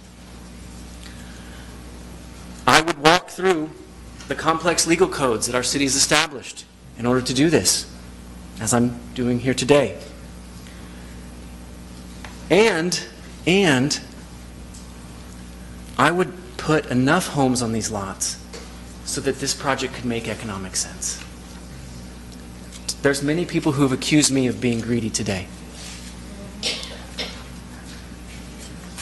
This is not my day job. I'll take that question because it's a respectful and good one. Why not 5 houses? Why not 5 houses? It is a great question. The economic reality is that when I bought this property, I was competing to buy it with people who were going to put 4,000 square foot houses on it. An Alsatian cottage is never 4,000 square feet. In fact, it doesn't exceed 1,500 square feet in most cases. You can't build in that style and actually be able to buy those lots. Because the alternative, the people who you compete against to buy those lots, would put much larger houses on them. And so if you want to build in this style, if you want to bring that back and have it fit and integrate into the city, you have to face the economic reality that the competition is a 4,000 square foot house that was going to go there. And, well, anyone's competition who was going to buy this. We're in a marketplace. We live in a free market. Where the second highest bidder is who you have to compete against. And that second highest bidder for me to buy this property was probably an out-of-town developer who was going to do whatever the heck they wanted on that property. That's who I had to compete against. That's who I had to compete against to buy this. Mr. Kemp, if you will, sure. Please focus on us. So- Thank you, audience. So- Please be quiet. That was the economic reality. And it was one of the 4 points that I led with of like, why don't these get built? Well, because nobody builds a 1,500 square foot house on a 14,000 square foot lot. They just don't. It can't make sense. It can't make economic sense. Okay. Those are the challenges I was trying to solve, and that was my intention in buying this property. I'm going to show you the plan now. Oh, I'm sorry, I skipped some stuff here. What did we learn? Walkability to retail, work, and entertainment. This is something that, again, for the elderly, when they can't drive anymore, what do we have for them? What do we have for them? People first. Vehicles as guests. Designed with garages out of sight. This is designed for people scale development, where they walk, bike, or they go on their golf cart. More often they get in their car. I can tell you myself, I work from home. As many of these retirees wouldn't be going to commuting every day, just as I don't. I can go days without getting in my car. Days on my bike. And that's a beautiful thing. And there's a lot of people who I think would like that lifestyle. Design that encourages community. There's an epidemic of loneliness in this country. It's an epidemic of loneliness in this country. From people who live alone and have no one around them with whom they could spend time on a regular basis. This was designed for those people who want that. Not everybody wants others on top of them. Some people want people right next to them as their friends, who they go over and drink a bottle of wine with in the evenings. This was designed for those folks. Respect the highest quality historic structures. You have to take my word for it. But I have fought, and the Castroville Conservation Society folks would know this. I have fought as hard as anybody has fought to conserve our historic homes here, and I would conserve the one that we have on this property as well. Retain the heritage trees, create community green spaces. Again, something that a developer could easily come in with a bulldozer, bulldoze every tree on that site tomorrow, and would need no one's approval. This is the plan. Down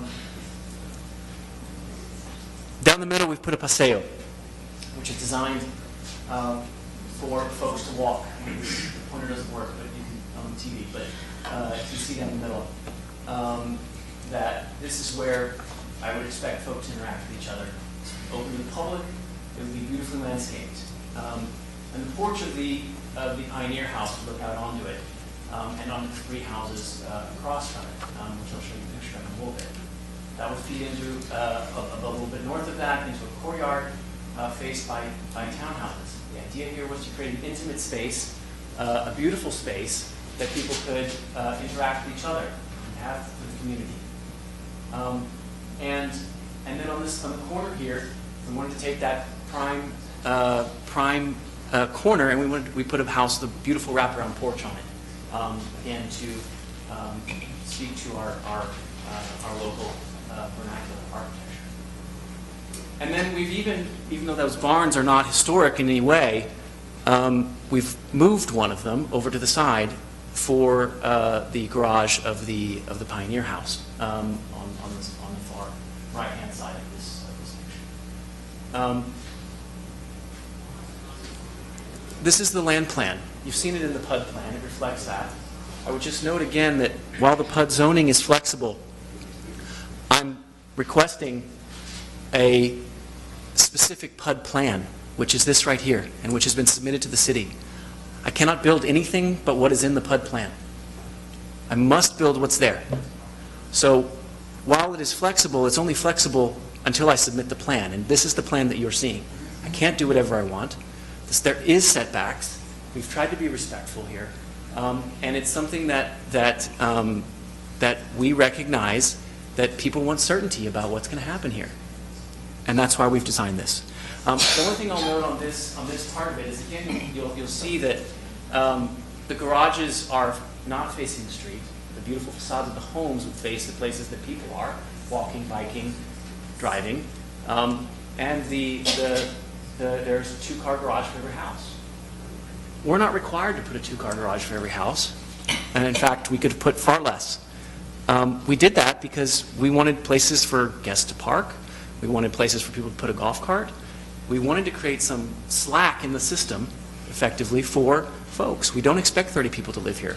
Again, I've described to you the demographic that we expect to live here. Many times they'll be living alone. And this is where we've just put in some extra space for those, in consideration of that.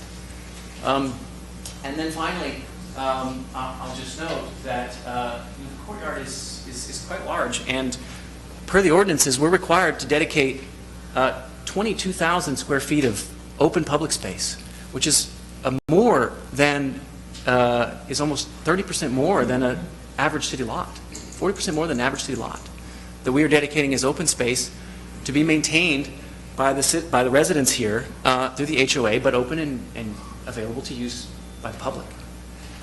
So it's something that we are cognizant that Castroville has, generally open space, and we wanted to honor that in the way that we designed this. This would be the view from the Pioneer House. So from Pioneer House porch. So if you would go back here and you look where the Pioneer House porch is there, that looks into the Paseo, this would be the view that you would see of the homes on that stretch. Again, you can tell just by the facades of these homes, they are designed for 1 to 2 people at most. These are not homes that a family can or will live in.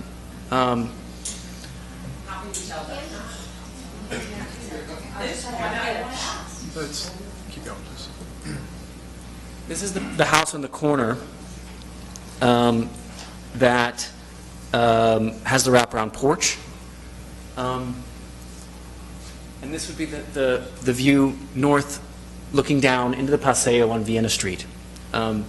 2 Pioneer-style homes that would have a entrance into the Paseo between them.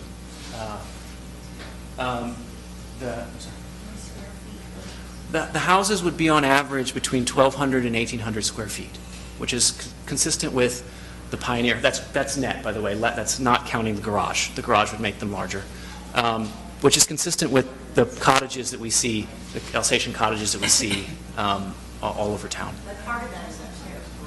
Yeah, that would be the full square footage, including upstairs. That's correct. And the garage? The garage would be separate from that. If you include garage, it comes out between 1,800 and 2,500 square feet, depending on the that would be the gross square footage. How many units have upstairs? Mr. Kemp, let's try to avoid a public Yeah, that's right. back and Yeah, forth here. Let's stick to the presentation. It's a good question and one that I'll, then finally, the townhouses here. These have been called duplexes. The key distinction there is that these would be separately owned properties. It's not owned by one person who rents them out to 2 people.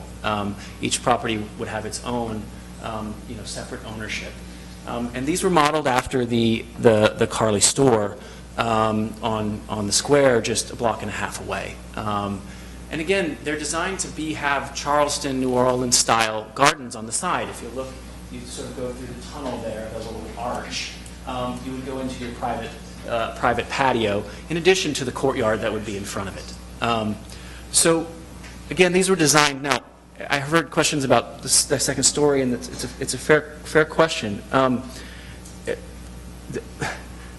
Not every elderly or retired person can't climb the stairs, right, or have guests that could climb the stairs. So we've built in some leeway for that in what we're doing. So in designing this, we've gone, if we were a normal developer proposing this, we would be required to produce a land plan, which is basically what you saw in the PUD plan of just where the lots are, where the houses are, etc. But because I believe so firmly in the importance of beautiful architecture, and I'm doing this for that sole purpose, we have gone beyond that and have requested that the city approve this contingent on the architecture. That it's not just where the houses are, which would be the normal process, but it's approve the exact architecture that will be built. And I believe that that's a sure path to us having a city that is beautiful than the alternative, which was to roll the dice. To roll the dice on what was going to come on those 5 lots. How will we enforce this? Just quickly, this is a set of codes that will be written in the HOA and will be submitted to the city, and which every house in the district would have to meet. This is just an example set of codes, but it would be substantially similar to this. It would include drawings that are very specific to the exact window types that must be done, which far exceed not only the current zoning ordinances, but also exceed the city's own historic design guidelines. So rigorous and strict are they. This is, again, an example of what the codes would look like to show the exact housing types that would be allowed under the district. Okay. That's the plan.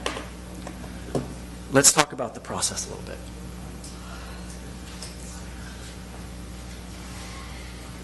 Again, you'll have to take my word for it, but I love this city.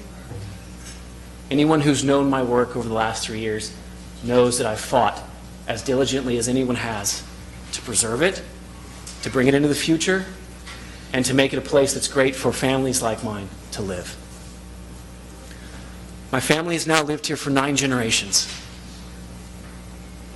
When you've been here for that long, it's very easy to see yourself as a steward for just a short time. And it's your obligation as a steward to make it better going into the future. I see myself as a steward. At the same time, I'm all of your neighbors. Before this process, I would have considered most of you my friends.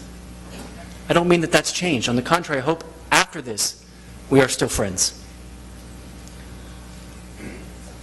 I tried to do this in as open and transparent of a process as I could fathom.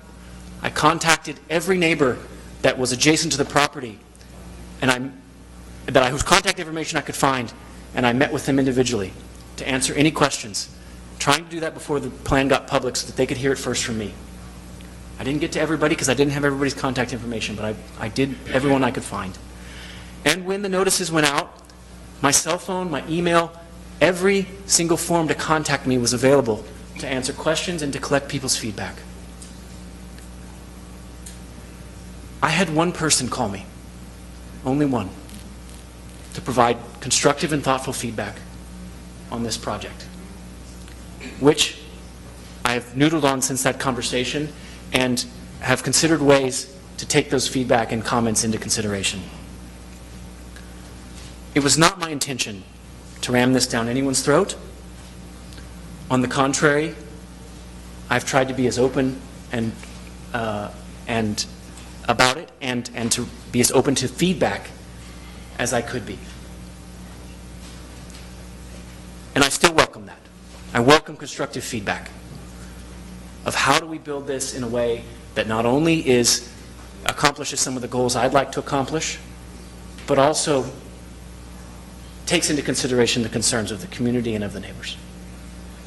And I appreciate very much the neighbor that did reach out to me, and I think he would say we had a fruitful and thoughtful conversation. With that, I'll stop and take questions from the commission. Thanks very much. Thank you, Josh.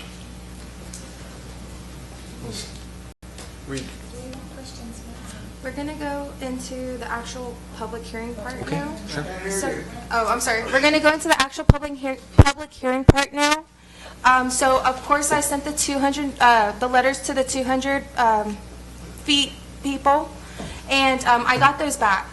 I'm going to read them aloud, and I know some of y'all came here and spoke, but I'm going to go ahead and do it in case there was someone that wrote into me but did not get a chance to speak. So I'm going to read them aloud again that I got back. I'm also going to, I got some emails and letters from other people that I'm also going to read aloud for public comments, okay?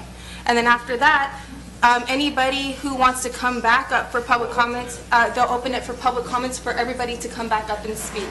Yes, ma'am? Are the emails that are going to be read, are they going to be people from Castroville? They're not, They're irrelevant, yes. I think most of them have their addresses on here, but I don't know 100%. I just take what I've been given. So I believe that most of them have their addresses. Okay?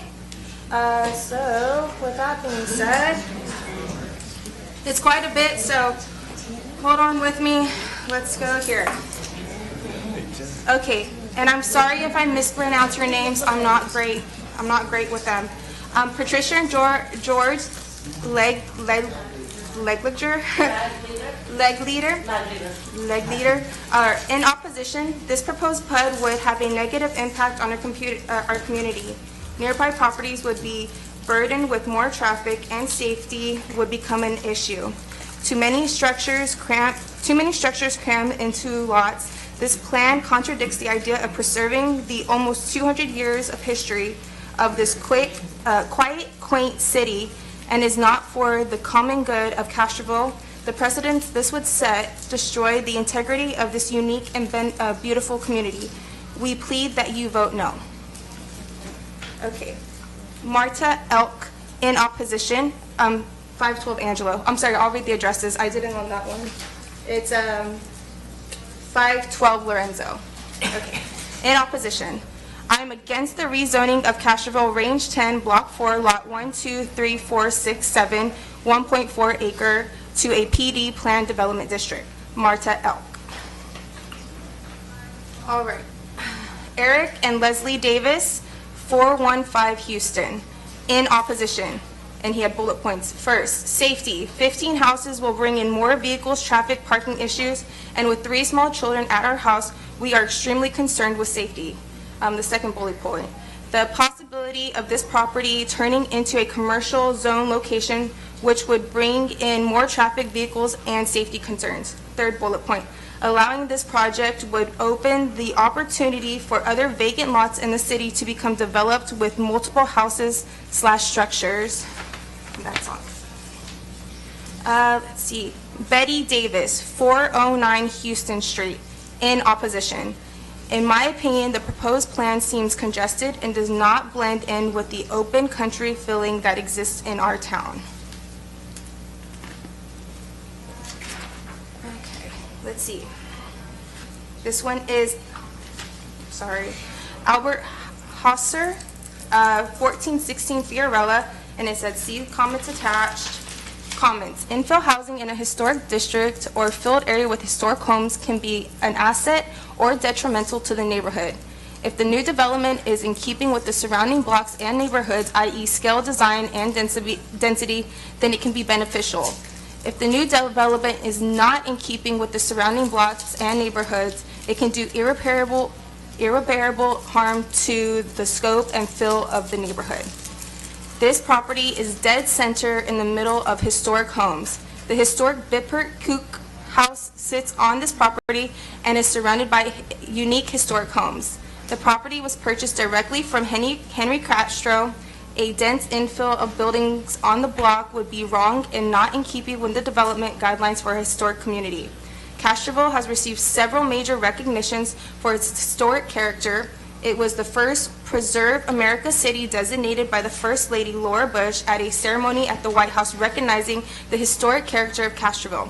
Castroville received the Texas Treasures Award from the state of Texas for the same reason the neighborhood is listed on the National Register of Historic Places. Review the year-long study done by the Texas Historical Association along with over 100 local citizens and what they wanted the future of Castroville to look like. It says copies at City Hall and at City Library. The charm of Castroville that makes it appealing to visitors and new residents is the historic character of the inner town. Don't impede on this charm with a development that is not in keeping with the neighborhood. Until I know more about the plans for this block, I will be in opposition. Albert at 1416 Fiorella. Excuse me, but that person is or is not within the 200-foot boundary? I believe that he sent in a letter, this one, 1416 may have been outside the 200-foot, but it's not the 200. Okay, then he may have made a copy and then sent it over. So, sorry about that. He is not? He is not, no. Okay. Galen and Yolanda Bubel, 1615 Lorenzo, in opposition. And there was nothing else written. William and Jessica Jett, 1515 Angelo, in opposition. My 2 young children, wife, and I live directly across the street from this proposed project. In an area that already has high vehicle traffic, its 22 cars, assuming 22 residents, will undeniably decrease the walkability of downtown Castroville, especially for those of us who live in the immediate area with young children. The same cannot be said of a few top-tier family homes. This directly contradicts the city's existing ordinances and its goals for a family-centric Castroville. While the condominium design is beautiful on paper, I ask anyone who supports it to consider how they would feel if they lived directly across it. Okay, Bonnie Gail Neal, 502 Vienna Street, against. And then she put against, so I don't know if maybe it's 2 people. I live in the corner of Lorenzo and Vienna Street. I have lived there for 32 years. I am opposed to this proposal to develop the lots next to me and any others on this block. Okay, Lance and Brooke Rohde, 1516 Lorenzo Street. In favor. We believe this development is well planned and fits in with the character and history of Castroville. It should be noted they don't live there. Okay. Okay, it's just, I send the letters out, I get them back. So, it's worth noting, it's a rental. Okay, Carl Kennedy in opposition. In opposition because there would be too many people in a small area, also would be an eyesore for many. Matthew and Carol Weisler, 412 Houston Street, in opposition. This is a historic property. This is too many townhomes in a small area. This will make a lot of traffic, children playing danger. We do not want this in our neighborhood! Exclamation point. Bruce and Tammy Alexander, 1516 Vienna Street. 516 Vienna Street, in opposition. This type of development does not belong in the area currently zoned as a historic residential district. Please do not approve the application to, quote, spot zone, unquote, the area for a planned unit development. Let's see, Joanne Olivine, Olivine, 1605 Lorenzo Street, in opposition. Guillermo Hernandez, 605, in opposition. Guillermo Hernandez, 1602 Angelo Street, in opposition. And then Joseph Dage, sorry about that, 1516 Angelo, in opposition. And then Randy R. Shearhart, in opposition, against, no, exclamation point. There were six of the children of Frank and Annie Shearhart that lived in this neighborhood. They developed a culture within the neighborhood of a peaceful, and outgoing community among their neighbors. Their children could play together and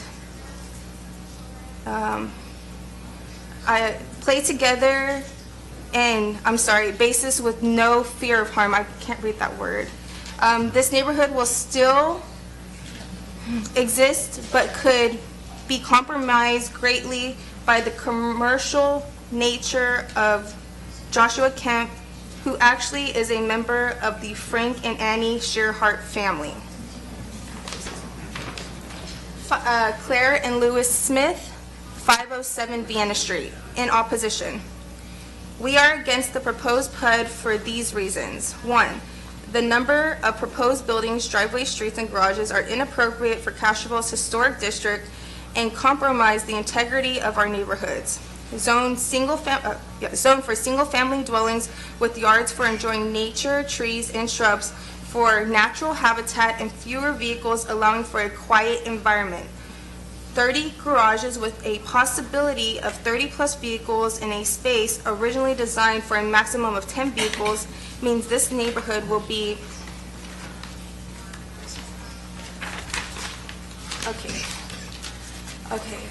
sorry about that. Will be changed forever and not for the better.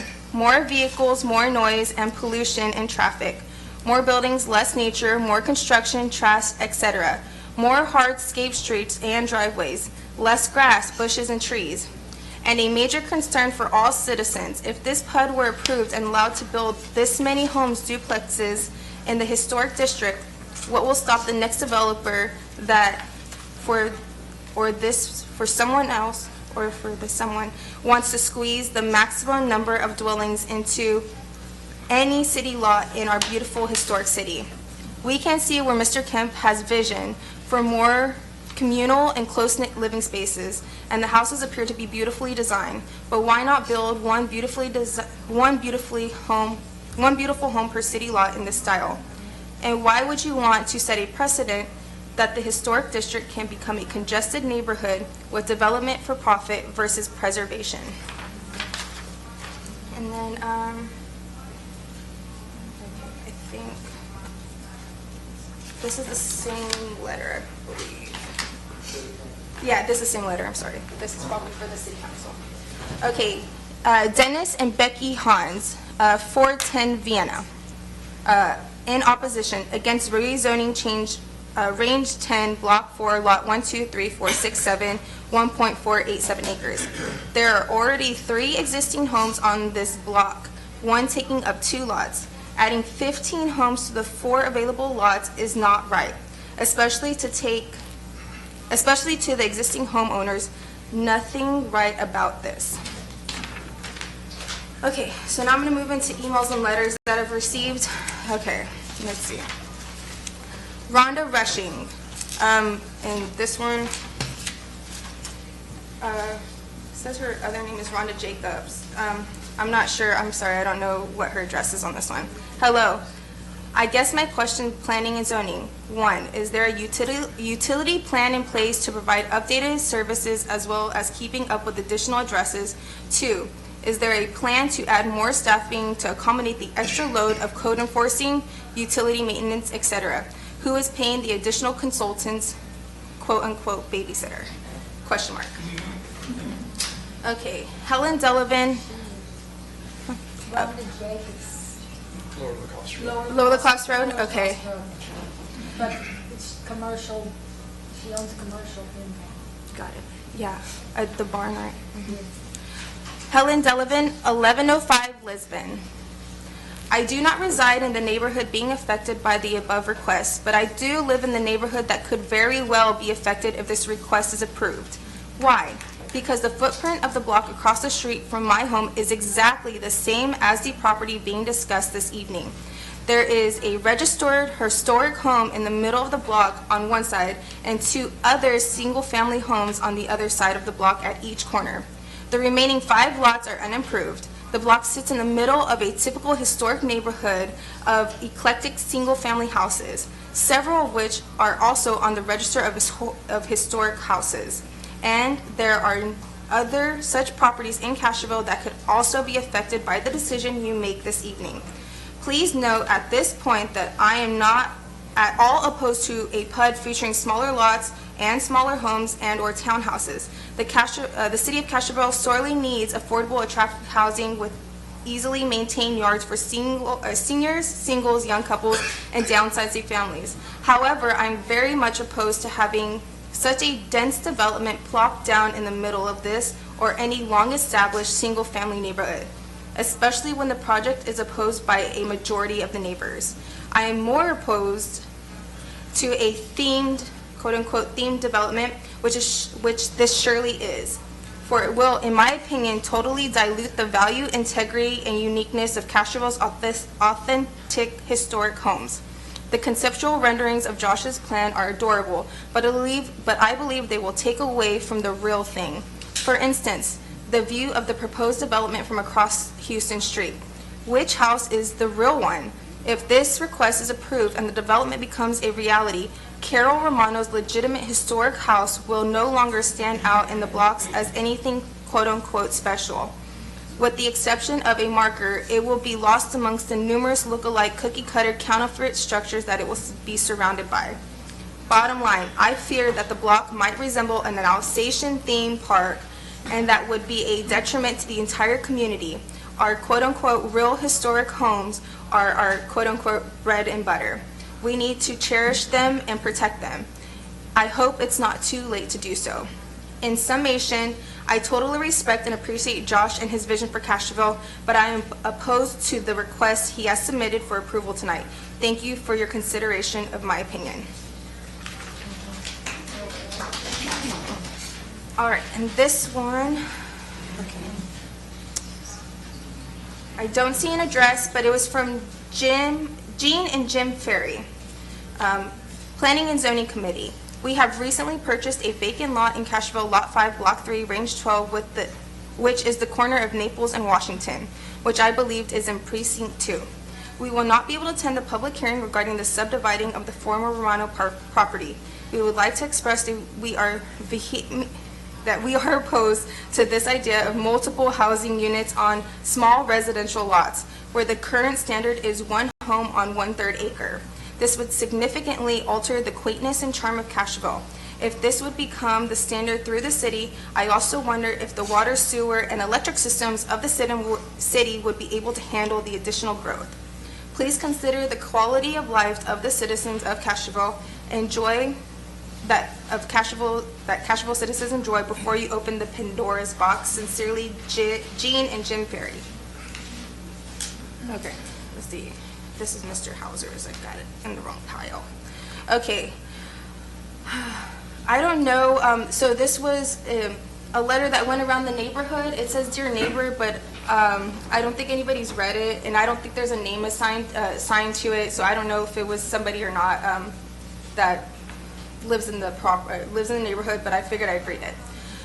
Dear neighbor, we wanted to bring a zoning change proposal to your attention. The plan is to put a subdivision named PUD plan unit development right in the middle of our residential historic district.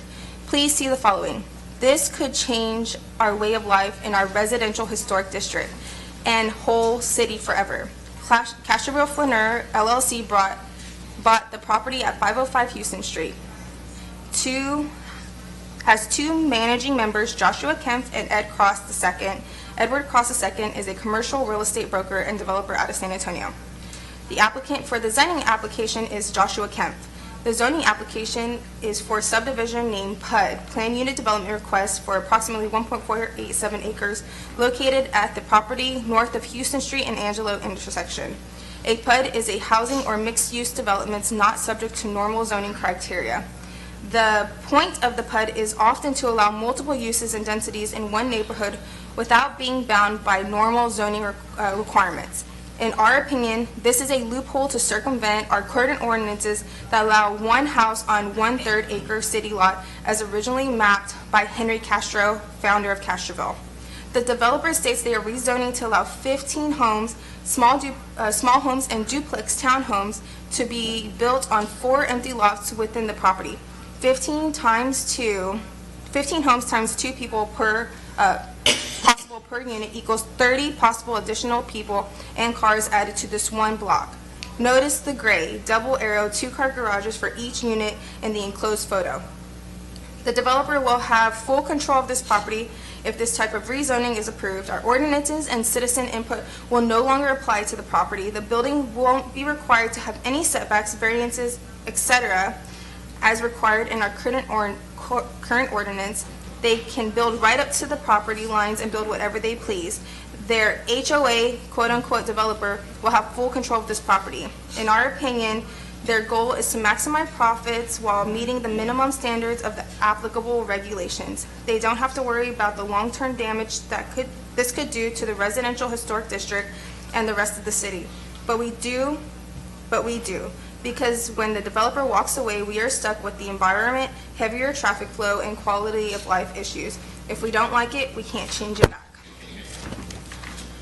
We are afraid this will set a dangerous precedent and we could have a city full of subdivisions, quote-unquote PUDs, in our residential historic district as well as the rest of our city. If approved, developers could buy multiple lots, tear down older homes, and build these subdivisions all over the city. There are many more of these to come according to some statements made by a council member in records obtained through open records requests. If approved, a subdivision could be coming to your neighborhood soon.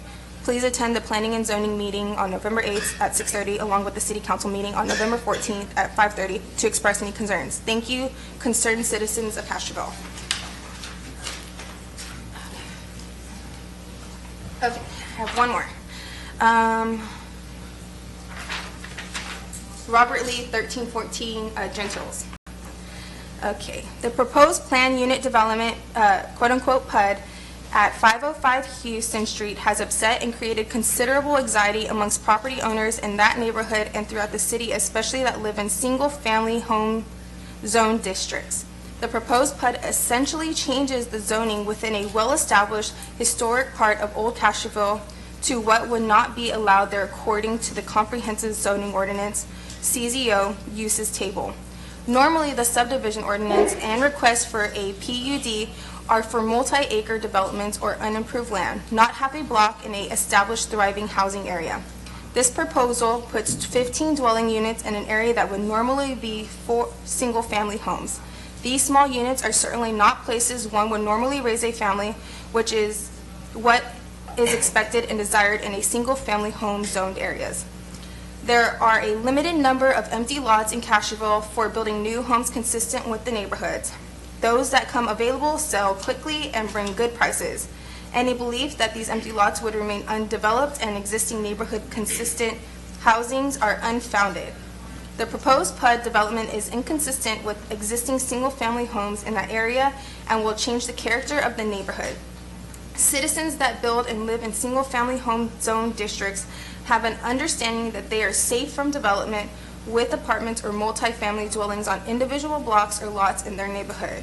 The CZO wisely places this type of housing in the general residence zone areas between commercial and single-family homes zoned to act as a transition buffer. Approval of this proposal breaks that understood contract between people that currently live in the single-family zone areas in the city. This PUD subdivision proposal would best fit on new raw land or areas in the city with natural barriers and or transitions between single-family and multi-family zoned areas. For sure, there is a need for many types of housing, but not this proposal in that location and is not supported by the neighbors.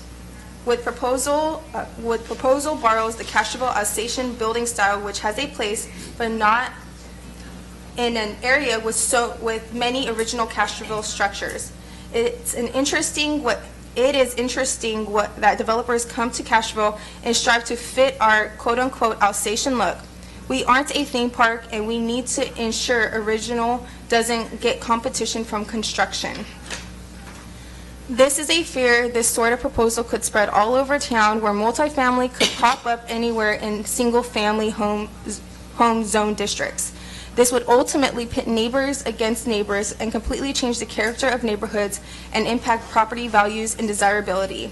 Please consider the impact this proposal would have on this established single-family zone district and the implied contract homeowners in those areas have with the city, that their neighborhoods will remain with the zoning they have invested their funds and lives in. Please put upset citizens' fears at rest and disapprove this proposal.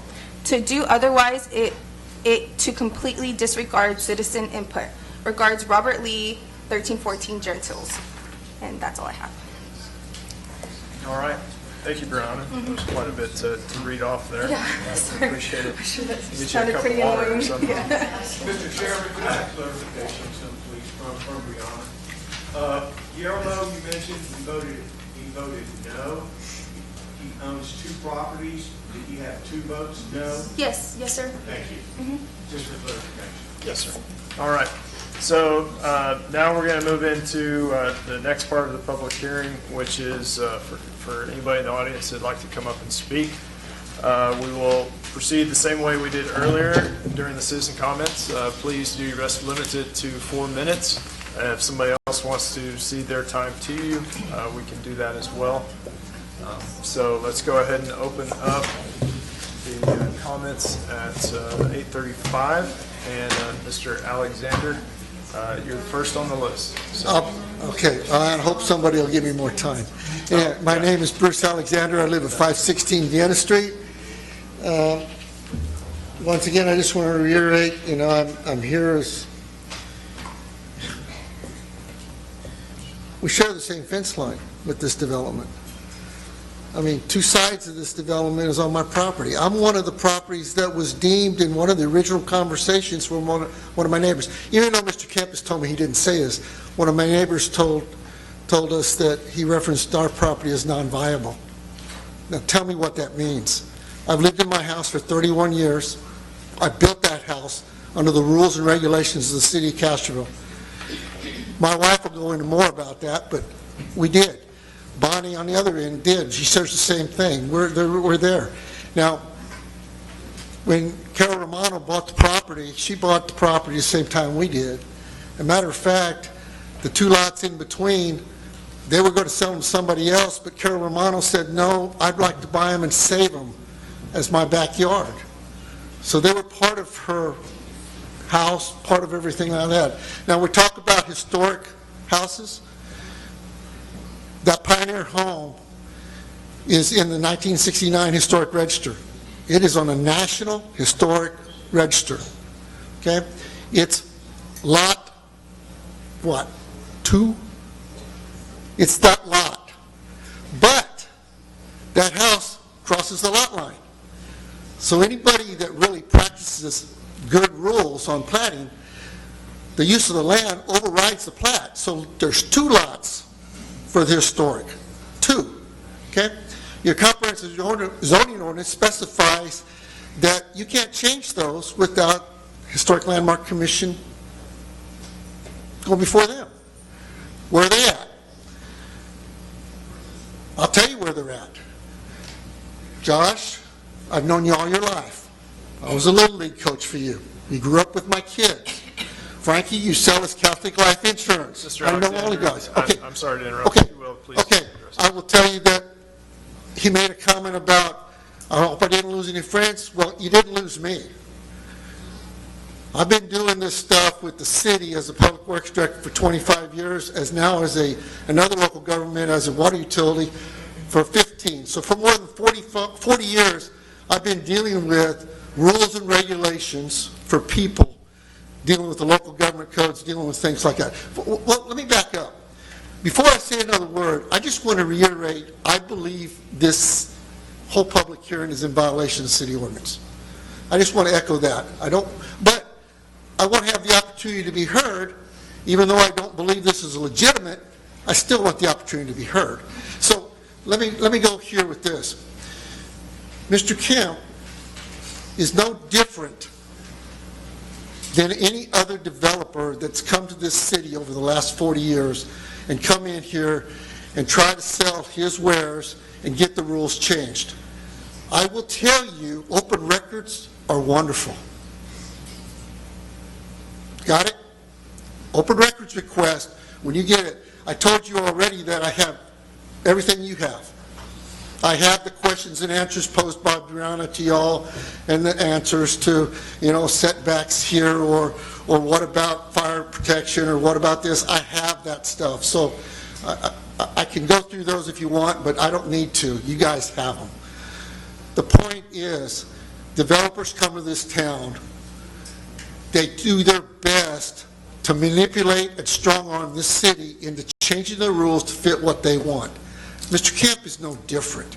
Mr. Kemp he is a local guy, he has roots here, but that's a facade when it comes to the development.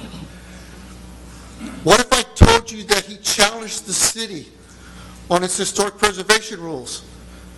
What if I told you that the historic preservation officer of the city said, our rules comply? Please give me some time. Okay, thank you. What if I told you that the historic preservation officer wrote back to the city and said, our rules do comply, and gave the 50-year history of historic preservation in this town? Or what if I told you that Mr. Kemp laughed that off and basically intimidated the city, that if you go down that, you're going to have a problem?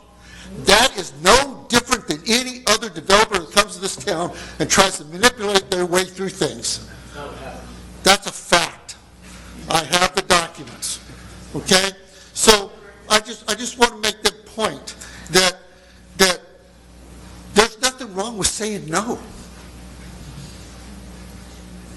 The city's always said that. Now I want to talk about Mr. Dixon's reference about the comprehensive zoning ordinance. The comprehensive zoning ordinance, yep, there's a thing in there for planned development. There always has been. Always has been. Well, what if I told you, you look at it. Look at Ordinance 100 that they're trying to pass this by. Ordinance number 100 says in there, must comply with the comprehensive zoning ordinance. It says it, right there. So you go back to the comprehensive zoning ordinance, and the first paragraph of planned development says that a planned development may be in the city provided it's at least 3 acres. Got that? This ain't 3 acres. This doesn't meet the ordinance. This should have never come before y'all. It does not meet the city ordinance. When I had issues that came before us that didn't meet the ordinances, we told people they had to go back. If they wanted to do it, they had to go back to the Zoning Board of Adjustments to get a variance. There's no variance here. There's no request for a variance. There's no attempt to get a variance. There's only an attempt for a developer to ram his project through this city with intimidation tactics no different than any other developer that's come to this city. Please send a message to the city council and to the staff that this is not only an absolute no, but don't bring stuff back to before this commission that's not in compliance with the ordinances. You're being asked to do things that are not right. And the next thing I just want to touch base on real quick. What the heck is going on, sir, when your own staff tells, we don't know, he hasn't provided us that. When the developer stands here and says, trust me, boy, those are dangerous words. Dangerous words. This city has a history of making developers provide everything, plat, drawings, everything before they consider approval. And they still go back and make them get more. What makes this any different? Mr. Kemp has done great things in the commercial area. The revitalization down here, got it. I even told him that. Support that. But not in this neighborhood. Not in any neighborhood. Henry Castro, right here, it's in our own documents on our website, that founded this town, laid it out with 1/3 acre lots in town, and everybody got 40 acres outside the farm. It's in it, flat out. What happened over the last 150 years? I don't know why people cut their lots up, but I know these are still original size lots.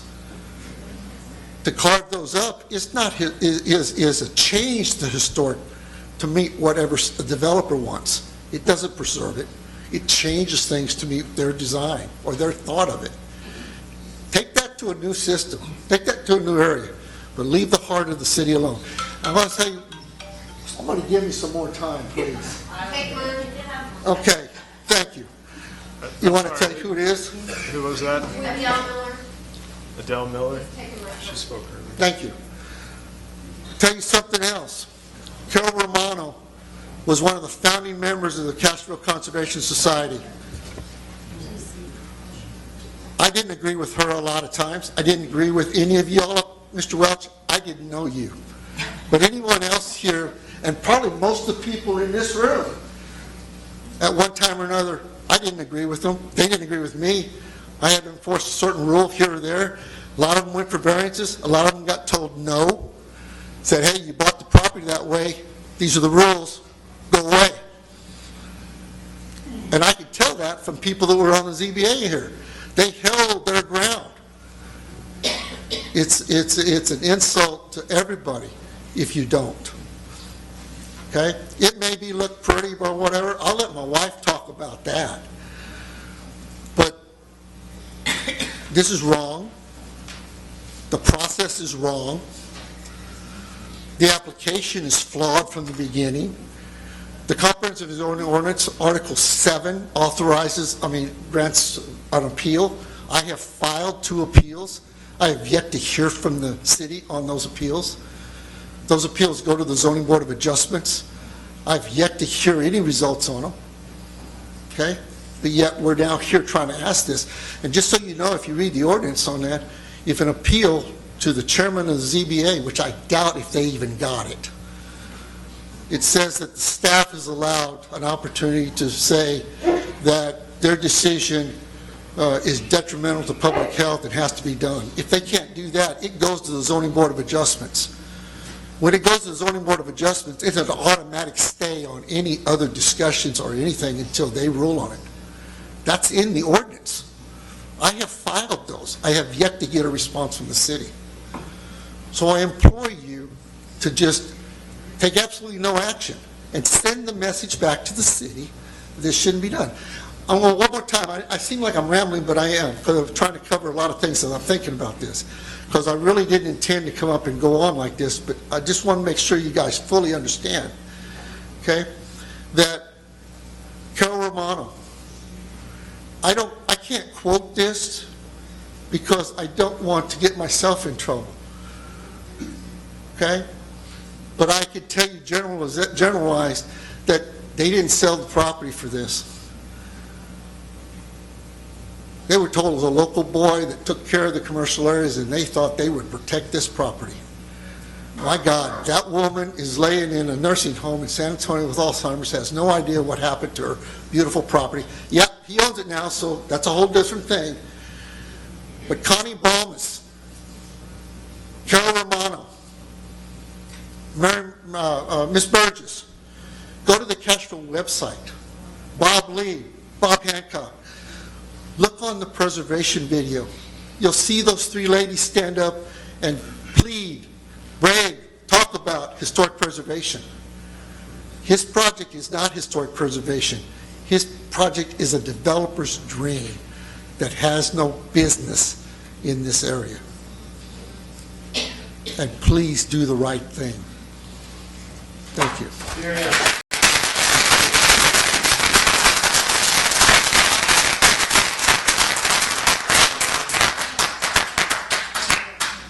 Next on the list, we have Mr. Bob Lee. Is he still here? Is he still here? I'm sure he's gone. Yeah, he asked me to read his comments just in case he didn't make it. Oh, yeah, so I don't know if that was the same comments. Oh, so you've read his letter? Yeah, I read the letter. He said read it in case I don't make it. So. Okay. Then Laura De La Fuente. Sure. I just have a few things. Everything has pretty much been covered over and over. I just have a few. When you mentioned, Josh, the journey poll, who was polled? Can I answer questions now? Who was polled? Because when he came to our house, he showed us the slides and everything. Back then, it said teachers live next to bakers. It said bakers lives next to bakers on this one. which I kind of took offense to that because my daughter's going to be a teacher. She's ag teacher. So I was kind of offended by that. Maybe that's why it says Bakers next to Bakers. But I just wonder, when you do these polls, who's polled? Who's polled? So Who do they pick? I'll pause the time and I'll acknowledge Mr. Kemp to answer the question. And I'll clarify that I do want to maintain, to avoid this from being a back and forth open forum. So, Mr. Kemp, the question of who was polled for that, do you have a quick? I don't know that I said anyone was polled. The Journey poll, yeah, it was that you sent out a bunch of, what do citizens want to see the future of Castroville? Well, who did you ask? You did. You mentioned it at our meeting. You said you sent out, you asked people what they wanted to see in Castroville, and that's where all those things came from. People said that. That was from the Journey lecture series, which wasn't a poll. It was a. You said at our meeting that you asked people, because we were even like, well, we never got polled. Why would we say that if? Laura, look, I don't remember saying that. I don't know why I would have said that. Okay. A poll never occurred. Okay. It was a Journey lecture series. Thank you, Mr. So it was just a Journey lecture series that could have come from Timbuktu, but they were. So you took that to apply it to Castroville. I pulled out what I thought were good ideas. Okay. Okay, and another thing too, the individual homeowners, so the PUD, if they're individual homeowners and they own land and the home, they're going to be buying the land and the home, right? Right? Yes. But then there's going to be a homeowners association that they have to pay. But even if they own the land, they're going to get told what to do. Is it going to be pet friendly? Can they have a pet? That's a good question. If they're going to be owning the house, can they own a pet? I don't know. And where are those pets going to go to the bathroom? There's no grass anywhere. It's just an observation. That's all I had. Thank you. Thank you. Thank you.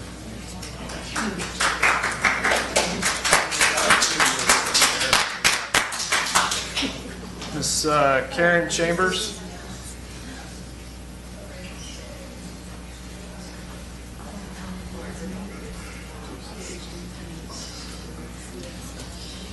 I'm speaking to Mr. Kemp about some comments he had made, but I'm not going to, I'll direct it to y'all. Thank you. Mr. Kemp spoke of non-pioneer style homes as cheaply made houses. I want to say I'm not ashamed of my home of 30 years. It's an insult that he disregards the fact that my cheaply built house is my home, where I raised my kids and I enjoy watching my grandchildren play in the yard of my cheaply built home. I'm offended that he insults us all for loving and living in our unique, cheaply built homes in Castroville. My house is probably about 14,000 square feet. I've raised 3 kids. I'm sorry, 1,400. Thank you. Thank you. I've raised 3 kids in it. We're now back to 2 people living in this house. So these houses that you're speaking of, 1.5 to 2 people, well, someone might have kids. You never know when you're going to get pregnant. So anyways, and as an elder, please let me and my family decide how long I will live in my cheaply built home. My mother lived in her home until her passing at age 86. My father did the same. I know of many friends of mine whose parents lived in their houses up until their demise, and they passed. You say that you want to build these for people your age or elders. It's like one demographic or the other. Those that are your age are mostly working in San Antonio, leaving them to spend their dollars in San Antonio between 7 a.m. to 6 p.m. Monday through Friday. That means not spending their money in Castroville. So all of these people that are living there are not going to be spending the majority of their funds in Castroville. Your plan of houses puts everyone there in each other's business, which is the same as living in a duplex, condos, apartments. The beauty of Castroville is historically one single family dwelling on one 1/3 acre lot. and that's where I'd like to see it continue. Thank you.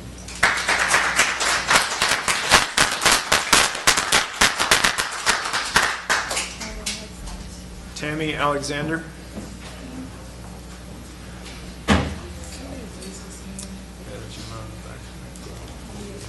Hi, my name is Tammy Holzhaus Alexander, and I live at 516 Venice Street. I'm here today to voice my position against the planned unit development proposed next to me, actually on my fence line. Similar to how the developer has represented himself, I have a direct connection to the original settlers of Castroville. It is an insult to me and to the descendants of the original families of Castroville to listen to someone use their heritage to mask their intentions of trying to change Castroville to meet their vision of what it should be through a development in the heart of the historic residential district. We bought our lot and built our forever home more than 32 years ago on a 13,900 square foot lot that was originally laid out by Henry Castro in a historic residential area of Castroville with the belief that the city would continue to protect and preserve the history areas of the city in the same manner that they always had. We actually downsized the design of our house and eliminated a two-car garage to comply with the ordinances in place when we built our house. Never in my wildest dreams could I imagine the city consider a multi-unit development in our neighborhood that conflicts with the established ordinances and historic preservation efforts. This type of development is not wanted or justified in this area for the city. All the talk about how it will look is subjective. What about the view from my back porch? If this goes through, I'm doomed to look at a two-story wall built on or very close to my fence line, double-car driveways coming from both directions along the fence line, 4 or more vehicles for double-car garages next to my front yard, and the same thing in my backyard. What is left of my backyard? And don't forget about all the garbage and recycling containers that will be stored next to my fence behind these proposed new residences, contributing to a potential health hazard for me and my husband. There is absolutely no benefit to me or my neighbor on the other side of the property proposed development. And what about open space? Look closely at the plans. In order to comply with open space requirements for common areas, they have identified the double driveways next to our fence line as common areas for the residences of the development. Imagine parties in these common areas up against our fence line within a few feet of my home that has been at the same location for more than 31 years. The city already has a difficult time enforcing noise ordinances in other parts of the city. Why add another potential problem area? This development makes no sense in this area or any residential area of Castroville. My hope and prayer is that those in control of the vote on this issue will look at it through my eyes and understand the damage this will do to the historic residential area of Castroville.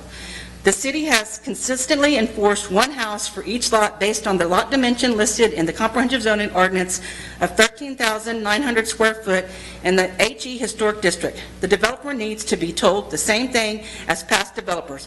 Follow our rules and respect the surrounding properties. Thank you.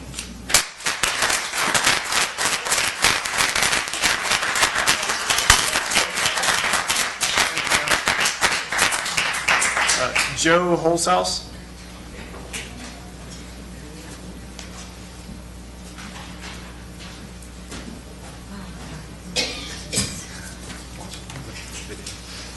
Hi, my name is Joe Holzhaus at 602 Berlin Street. I'm also a director senate. Tammy's my sister. I'm a director senate of the original settlers of Castroville and a former Senate council member. I served with Ms. McVeigh for years, a few years there. When I was on city council, our decision was heavily decided by the responses and concerns of the citizens that lived within 200 feet of the requested change property. And apparently this is 75%. I don't know if I've seen one that high before. Maybe I did, but that's amazing. I asked the board to please heavily weigh their decision based on the responses and concerns of the citizens that live within 200 feet of this property and all the other citizens that have showed up today. The citizens at the 200 feet line are the most impacted. My home is just over 200 feet from the proposed planned unit development. I'm against the proposed 15-unit multi-plan development being built right in the middle of our historic district. However, I do support our current single-family residential zoning ordinance that allows for one house on 1/3 acre.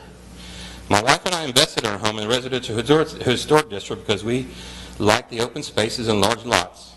These 1/3 acre lots were originally mapped by Henry Castro, like you heard by many. The proposed change of these lots to smaller lots is changing history, and that's not the intention of our ancestors. We all know we must follow the rules when you buy property in this area of Castroville. My wife and I wanted 23 by 23 we wanted a 23 by 23 garage when we built our home and had to scale it back to 21 by 21 to meet the city's single-family residential zoning rules. We were good with it because we wanted to be good neighbors and make sure our house complies. Here are some of the reasons that we should not build this PUD in our residential historic district. A couple of these come from our own design guidelines. The buildings do not relate well to lot size and they overwhelm the building site. The buildings do not have a similar lot coverage to that of their historic neighbors and other neighbors. That's from our guidelines as well. This will change the distinctive character and historic lot size in our residential historic neighborhood. Sure, mistakes have been made in the past, but we can prevent them from moving forward. Some want to make Castroville look like Alsace. My ancestors left crowded Alsace for spacious land to live on and farm in Castroville. We still enjoy their vision of open spaces until this day. Please do not let these developers change our ancestors' vision of Castroville and replace it with their own vision of what Castroville should look like. I ask developers Mr. Kemp and Mr. Edward Cross II to be good neighbors, protect our historic values, and use our current single-family residential zoning ordinance to build one house on each 1/3-acre lot. Thank you. Thank you.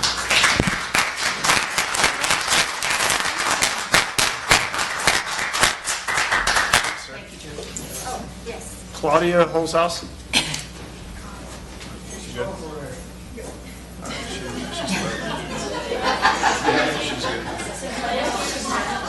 Take your time. So, He's going to take her.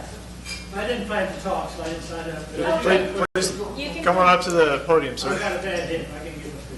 Okay. Besides, I'm 86 years old, so I've got some of those problems that Josh was talking about.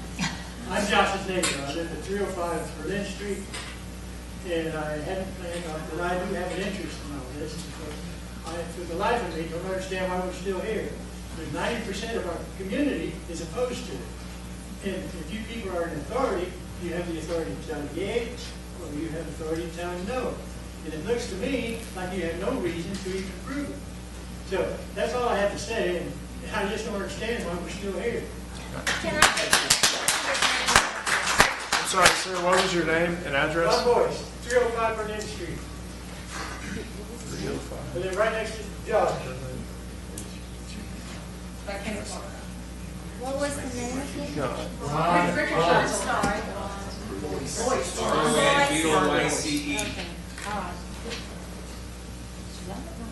All right.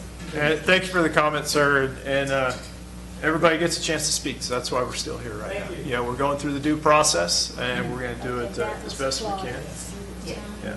So are we ready for the next person that signed up? Is that right here? No, it's Valerie. Valerie Youngman? Is there Valerie Youngman? Oh. She's coming.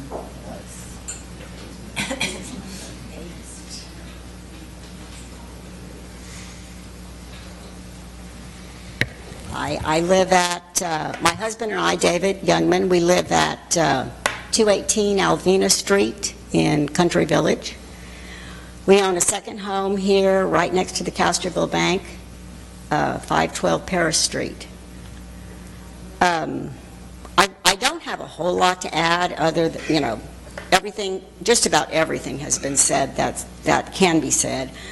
I do think maybe this whole thing, the cart was put before the horse, and maybe you should have felt out your neighbors before you ever began. And do you have a plan B if this does not go through? Ms. Youngman, if you will. Can I address? Yeah. Does he have a plan B?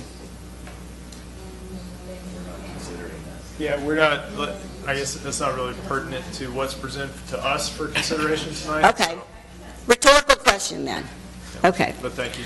On another note, you talked a lot about different ordinances and things. Or you talked about the greenery and the way that you have the public trash cans and all that stuff. I can attest to the fact that the city is very, very poor at following its own ordinances. And I can give you a direct example. Our house here on Paris Street right by the Castroville Bank. When we first bought it, we bought it from our ancestors, my husband's grandmother. In fact, maybe you people don't know, but Josh and I are related. We have the same great-grandparents. Annie and Frank Shearhart lived in the old Berry House where the museum is. So we go way back. Our kids went to school together. And getting back to the house and the ordinances, ordinances are great on paper, but unless somebody's going to enforce them, please go look what is behind our house over there. And I don't even know who to I went to the city, as Ms. Garrett knows, yesterday, because I don't know who to talk to anymore. I've gone to everyone to figure out how to clean up Mr. Meyer's mess behind us. He has 2 lots, and it's a total mess. And so Mrs. Deborah Howe this evening brought me the minutes from the Tardy Hotel also, ordinances from that, which is on another subject. I never thought I'd do this rodeo again, but here I am again. We bought the Tardy Hotel. My mom lives cat-a-corner from the Tardy Hotel, and they tried to get it to turn into an event center. Well, first of all, it's zoned residential. It's never been commercial. It is zoned residential. They took it to the board. The board then went on to the city council. The council, well, she also gave me minutes from that, because I'm going to get the facts back on that. They've been, as Claudia knows, who's also a neighbor of the Tardy Hotel, Claudia Holzhaus. The last party, Saturday night, if anybody was in Castroville Saturday night, you heard the noise, you saw the lights. They had to call the police. My 88-year-old mother went out in the dark on her lawn to talk to the police, and he said, "Have you talked to them?" No, she's not going to walk in the dark over there to talk to them. And this is the 3rd time the police have been called. My point being, I don't mean to change the subject, but the ordinances, they're not followed. So, and many of you probably have stories of your own. So, I do believe that we lack in that department of our city. But I do think you should have gotten more input from your neighbors before you did this.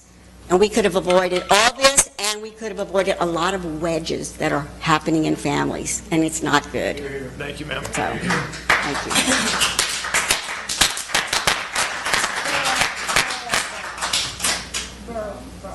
Burl Brock.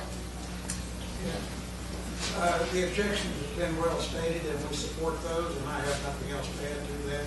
Okay. Thanks, sir. All right. Guillermo Hernandez? He is left. He left. Joanne Olivan? I have nothing else to add. Okay, thank you. Everybody is Okay, sorry, I just looked. And that was Taylor Andermatt? Yeah. Sure. I put my name down twice and I didn't realize it, but I was going to share this because I don't know that anyone has shared it yet this evening. I know that Mr. Dixon made reference earlier to a UDO, a UDC that's being thought about right now.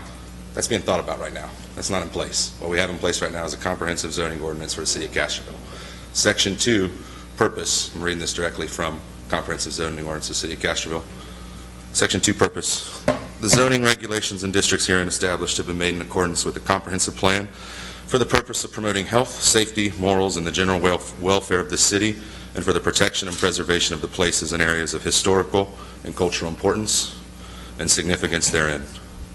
They have been designed to lessen the congestion in the streets, to secure safety from fire, panic, and other dangers, to provide adequate light and air, to prevent the overcrowding of the land, to avoid undue concentration of population, to facilitate adequate provision of transportation, water, sewage, schools, parks, and other public requirements.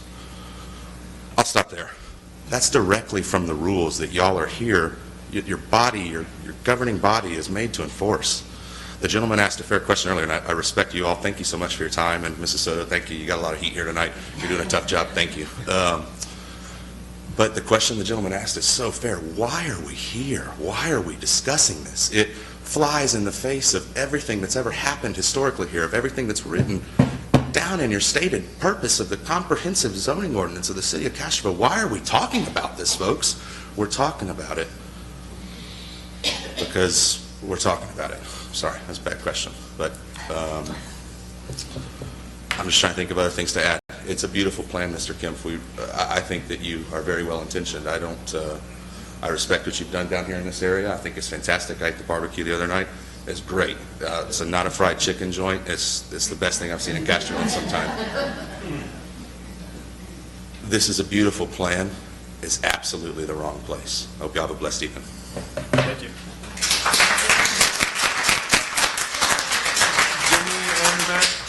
Jenny Endermatt. William Jett. I apologize. I've been losing my voice over the last couple days. Our youngest had RSV, so I think I am still recovering from that. So again, I think it's a beautiful plan. I just don't think it's the right place or time. This is more suited to a greenfield development or a revitalization project. And I think Mr. Kempf has done a great deal of good for this community. And the sense I've gotten is that he has great ideas. He's an idealist, but we need to temper idealism with realism. And I've been to Colmar, France. I've walked in the steps of my ancestors. As I said earlier, Dominic Schott, who built St. Louis Church, that has brought generations of Castrovillians faith and comfort. I have a deep respect for my own heritage, but I know we're not Colmar, France. We're not an agrarian society that has evolved for thousands of years in Europe. There's cobblestone streets there that are completely warded off for pedestrians. You can get access to essential services in virtually any ancient European community. We are not that. And I'm going to lay out why we are not a walkable community. And going back to the Journeys lecture series, a key underpinning assumption of this project and that series is that we are a walkable community.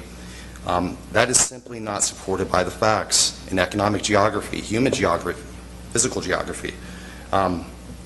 So for 7 months of the year, we're exceeding 80 degrees Fahrenheit. Now, if you talk to any doctor that specializes in geriatric patients, the threshold for major physical injury for someone in that age group is 80 degrees. In the coming years, the U.S. Air Force did a study on this. There's going to be what's called 105 Black Flag Days. Now, Black Flag Day is when military personnel are instructed to remain in place and avoid all essential physical activities. That's 30% of the year in San Antonio. And these are young, well-trained individuals who have the best medical support, arguably, of any workforce in the world.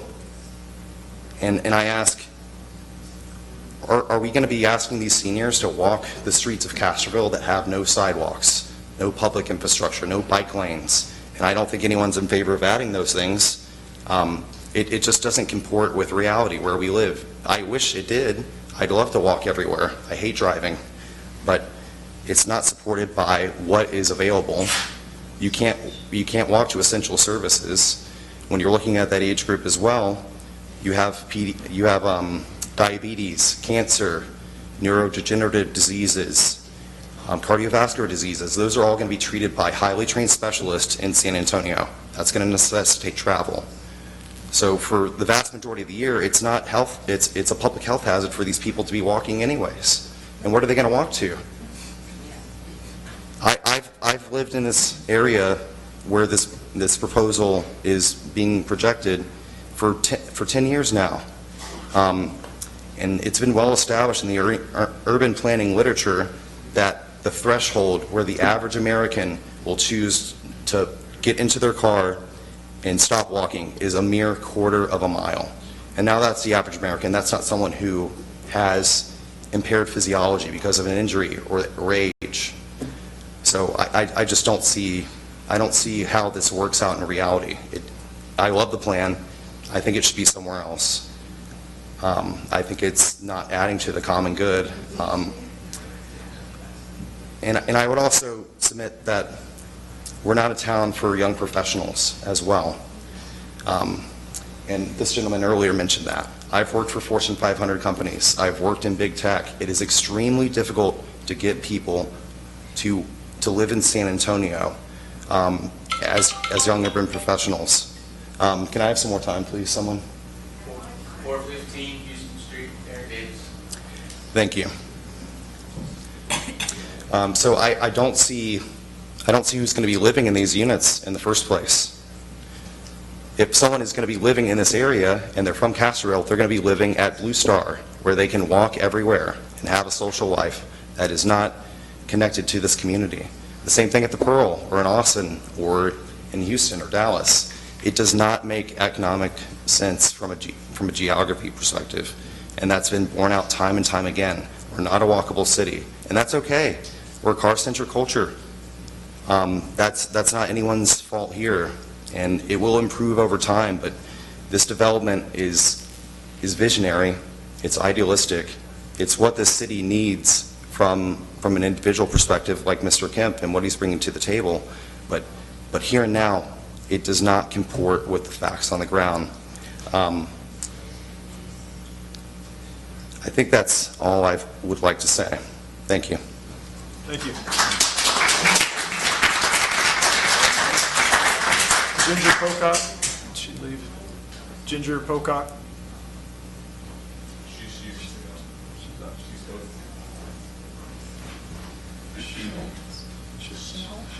Andy Shallett? He's gone? Andy Shaw? Andy Shallett?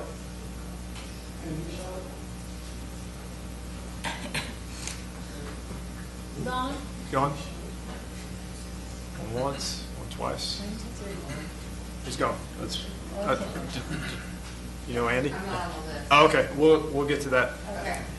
All right, very good. Oh, okay, so, I'm sorry, perfect timing. So now, would anybody else that hasn't signed up like to speak? Mickey Holtzhouse. Yeah, he was on the list. Twice? Yes. You were number On the 7. public hearing? Did we skip that? No, we called it, but, okay. I'm sorry, please come up, sir. Come on up.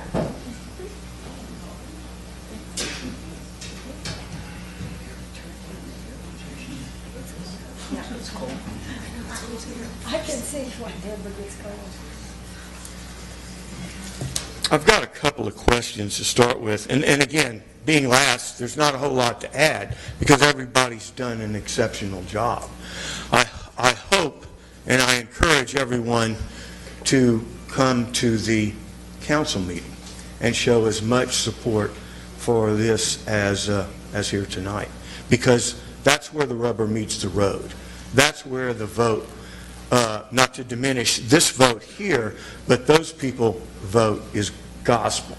And I hope Mr. Carey, who's a councilman and actually represents this district that this is in, is taking special note of this tonight and takes it excellent and takes it back to council, because as Bruce stated so many times about the variance issues, that and it's unfortunate that Scott Dixon isn't here anymore, that it seems as though this planning and zoning board was set up because it's incomplete. The information provided you guys in your packet was not complete, or it was incorrect. And having served as chairman of this board, we always depended on staff to provide us accurate information so that we didn't have to second guess what the city was doing behind the scenes. And at the meetings I presided over, the city manager would be present, the city secretary would be present, the director of public works, Bruce, would be present, and sometimes we'd get into it. And he'd clarify, or I clarified for him. But the fact of the matter is that these people were, well, please, why don't you join us? I enjoy down in my office. Oh, okay. Well. You know, I thought this is full, it's a full room. But Well, you have a seat right over there, but nevertheless, I digress. The fact of the matter is, you guys didn't have all the information tonight, and what you had was incorrect.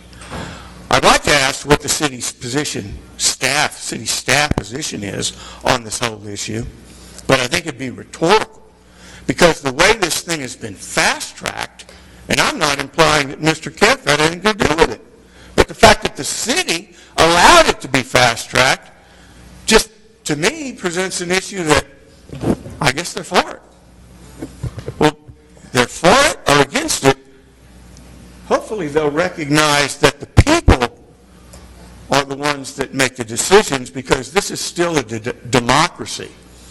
And it's time, and it's wonderful to see everybody here tonight, because it's time that we push back on issues and just instead of sitting in front of CNN or Fox and watching television. I said I had a couple of questions. One is, Josh's name's been brought up continually tonight, but the application says he has a partner. Does the partner have a name? That's public information. Well, would you share it with us? It's Ed Cross. It's public information. Ed Cross. Okay, so Ed Cross is your partner. Does he have a position on this? I don't know what you mean by position. Does he have, what is his position on this proposal? He supports it 100%? Mr. Holzhaus, I'm sorry, I'm going to... Okay, I'm sorry. Out of respect, if you will, please... I'm sorry, you're correct. Address your questions. My apologies, and to Josh as well. Does Mr. Cross have, is Mr. Cross' position the same as Josh's? I would ask that you clarify position. Does he support this project 100% as Josh has proposed it? Yeah, that's not part of what is in the submittal. So we don't know. Okay, that's fine. Who is the city attorney?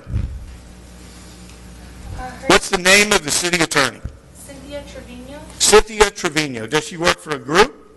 Yeah, it's Denton Navarro Rampage.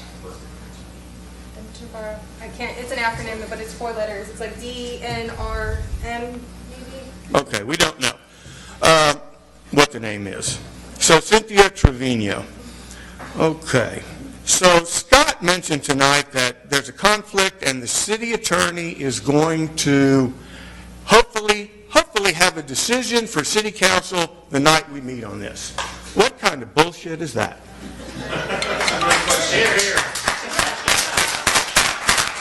I'm sorry. It puts you at a handicap. It's not, you didn't cause this. We're at 4 minutes. Okay. Does anybody have any time left? I have 2 minutes. Thank you. So with all due respect to Josh. Mr. Holzhaus, I'm Yeah. sorry, pause real quick. Yes. A name and address. Who's seated? Of what? Oh, Claudia. 306 Okay. Thank you, ma'am. And with all due respect, Josh doesn't have time to prepare either, because the city doesn't even know. We're waiting on an attorney. That didn't happen, to my knowledge.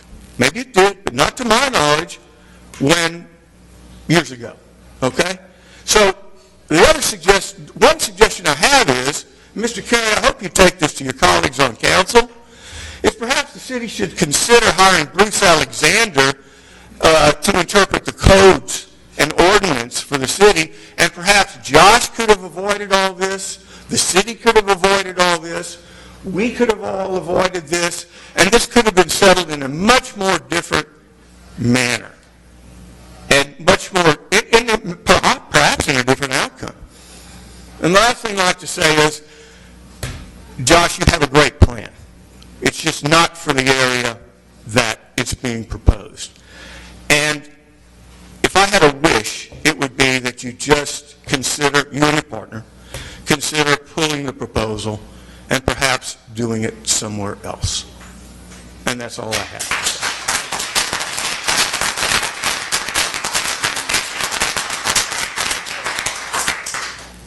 That's it. Unless someone else. Is there anybody else who would like I to just speak? have one Please. sentence I want to read if I can. I need your name. Oh, sorry. Claire Smith, 501 and 507 Vienna. 501 And 507 Vienna. Claire Smith? Yes. Claire. Claire. Smith. Okay. I'm just reading something off the city brochure, which is really beautiful. and this is what it says. Dropping into Castroville is finding peace. A weight is lifted from your soul. Each house is interestingly different from its neighbors, but still they are alike in friendliness of color and form. Dave Williams, Southwest Review, October 1928.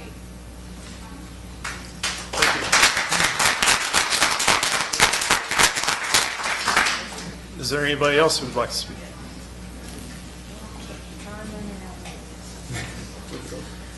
Shauna Suri Holzhaus, 602 Berlin. And I just wanted to make the point that during the presentation, it was noted that houses that would be built on those lots, if they were single-family dwellings, would be about 4,000 square feet and would kind of be monstrous. And I understand that, to make it feasible for a developer.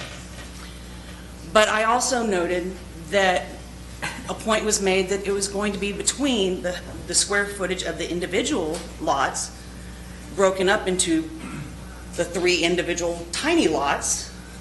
Those would be between 1,200 and 1,500 square feet, even if it's an upstairs and a downstairs. I too am an Aggie, so my math may not be amazing, but in my calculations, that comes up to 3,600 square feet to 4,500 square feet per original lot, which is actually, if it's a 1,500 square feet, more than a 4,000 square foot home, as he mentioned earlier. I just want that to be noted, that the houses that are there now, that could be there now, if the plan goes through, it's going to be monstrous compared to what even a person building a 4,000 square foot home could bring in.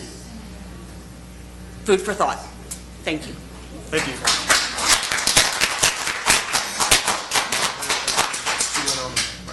Excuse me, ma'am, what was your first name?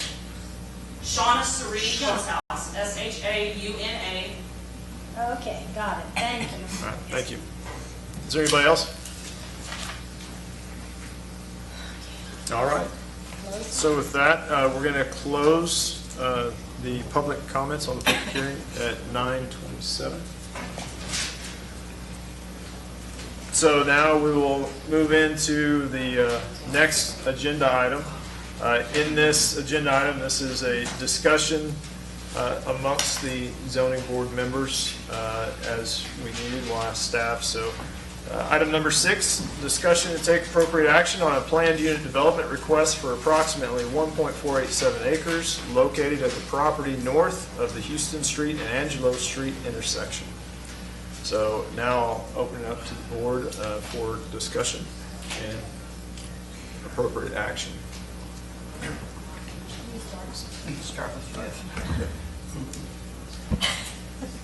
First of all, I want to thank all of you for being here, and all your comments have all been helpful.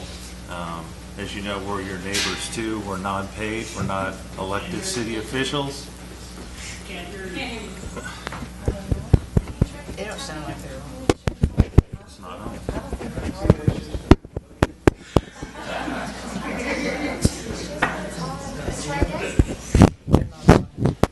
Can you hear me now? No? I'll try to speak louder.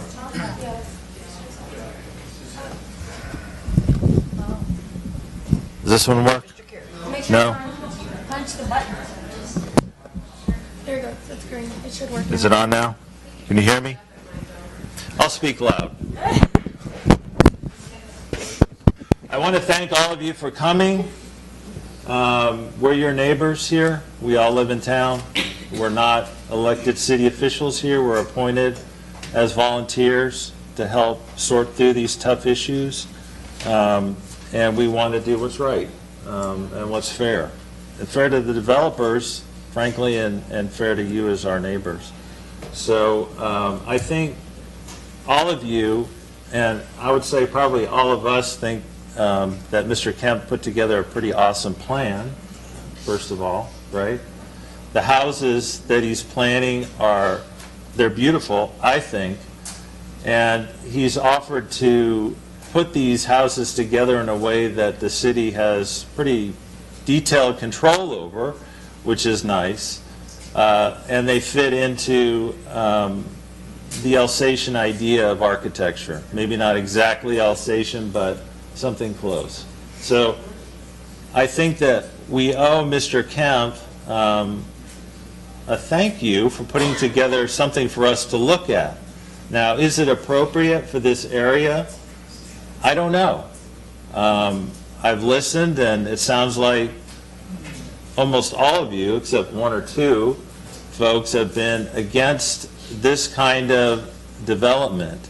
Now, whether it's a PUD is appropriate here, I want you to understand that the P&Z doesn't make the ultimate decision. We make a recommendation. And whether we say yes or no to this proposal, City Council will be looking at it fresh. As a matter of fact, it's my understanding they're going to be listening to this proposal at their next meeting, and that Mr. Kemp is going to be making another pitch. Now, who's the decision maker here? It's City Council. City Council can approve the agreement. They can go back in negotiations and come up with something else with Mr. Kemp, maybe something less than he's proposed, or something a little bit different. We are restricted in what we can do here, is my understanding, by the ordinance. All we can do is either say we recommend it as proposed, or we recommend that it not be approved as proposed. I'm torn because I really like the idea, and I think if it wasn't in your neighborhood, you'd probably say it's a great idea too. Okay, that's fair.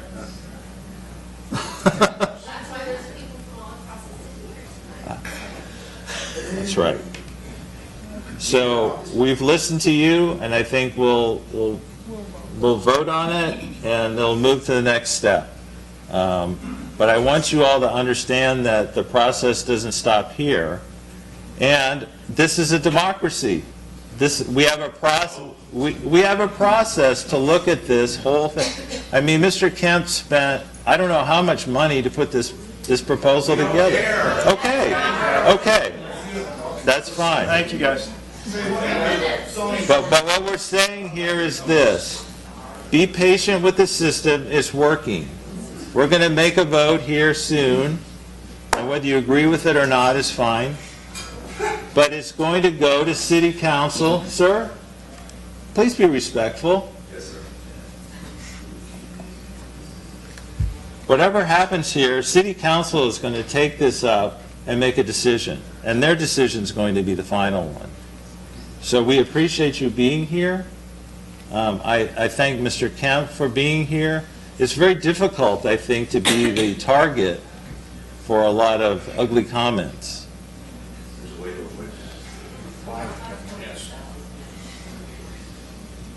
Anyway, I appreciate all your comments, and I appreciate Mr. Kemp being here too. Thank you. Thank you. Priscilla? Yes, I too have to commend Josh for what he has put together, because it would be, when built, probably a very, very substantial addition to the area. But I have to say, I agree with people who have said not in this space.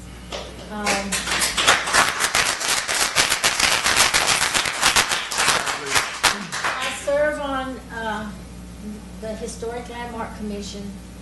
This is an area that is on the survey that was done in the 1960s that brought us our national recognition. So I have to say, I do, like I say, commend what you have presented, what y'all have put together, but I don't see it next to the Romano House and in this area, especially when we're seeing so much change on the outside, and the opportunity maybe to find someplace out there that, because this is going to be this is going to be a first kind of is something like this going to work?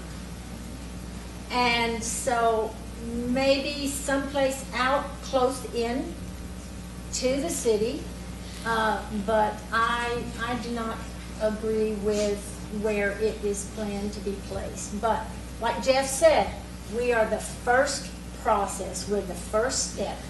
It's all going to go now above us, however we vote tonight, or if we decide not to vote. So I encourage you to don't drop what you're talking about. Paul Carey is here tonight. Not only is it his district, he is our liaison that we work with on city council. So he has to report back to city council what happens in our meetings. If you want to hear what he takes back to them, you'll need to attend the next meeting, and that's next week on Tuesday night. So. I agree with Mr. Alexander that this was pushed through and shouldn't have come to us to begin with. But since you all were here and you made your comments, which really, really appreciate, that if we do have to vote, which obviously we're going to have to,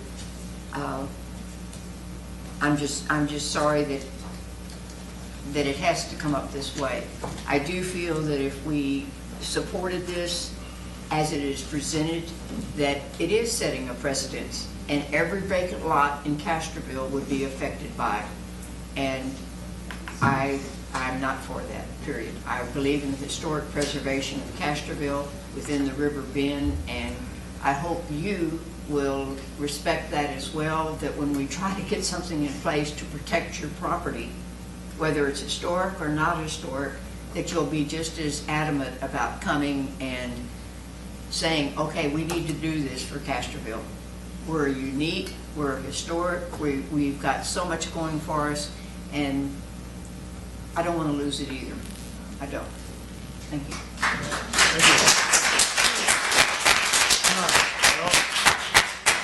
All I've done tonight is a lot of listening, and I'm exhausted. I can only imagine you guys. First off, thank you, everybody, for coming out. You know, it's not fun to be on either side. It's tough to speak, get up and speak in front of everybody. It's tough to be on the receiving end of it, but it's important.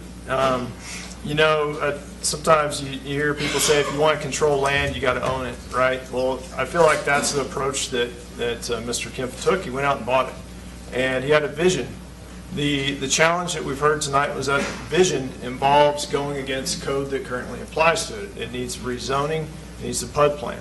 And that has been the focus of tonight's discussion of, all right, what is required to make this vision come to life? The feedback we've gotten tonight, as everybody knows, has been overwhelmingly against it. So as a zoning commission, it's tough to sit here and, you know, one, listen to all the passion that goes into it on both sides, and then two, you know, hear the negative things going back and forth. But we've got to weigh everything and make the decision based off of that. But, you know, in rezoning cases, you've got to go to your neighbor's hat in hand, and you've got to get your, you know, that's very important for their neighbors to buy into the project too. And I think even the people that are against it tonight have said it's a beautiful project, just maybe not here. And that's the neighbors speaking. So maybe this is something that's a little bit ahead of its time. Maybe it's you know, that I'll put a plug in for the UDO that's coming up. We're going to be rewriting our code. A lot of these elements that Josh took the time and money to embrace in his project of what he's presented are things that came out of that speaker series. Those are things that could go into that code rewrite. So I'll encourage everybody to please be involved in that process when it comes along. Because if you don't like what was here and this were allowed per code, it would go through, right? So that's something to consider as code's rewritten. But Josh, as everybody said here, I commend you on the efforts to go out and speak to your neighbors. I think there's still some disconnect on what people are fearing could happen versus what the plan presents. There's some challenges in the process. You know, you can't ask a developer to come to the city with 100% construction plans that answers everything, right? There's a process. You guys start with your zoning, then you look at your PUD plan, then you go with your plat. And the plat is really the document that involves a lot of those studies, traffic studies, things like that. So a lot of really good concerns were brought up tonight. Hopeful that maybe as this goes through further through the process, that there's some concessions that can help address concerns. But we've heard as it sits tonight, where, as was presented, and our goal here is to provide a recommendation to council based on what was presented to us. Can I say one more thing about the UDO?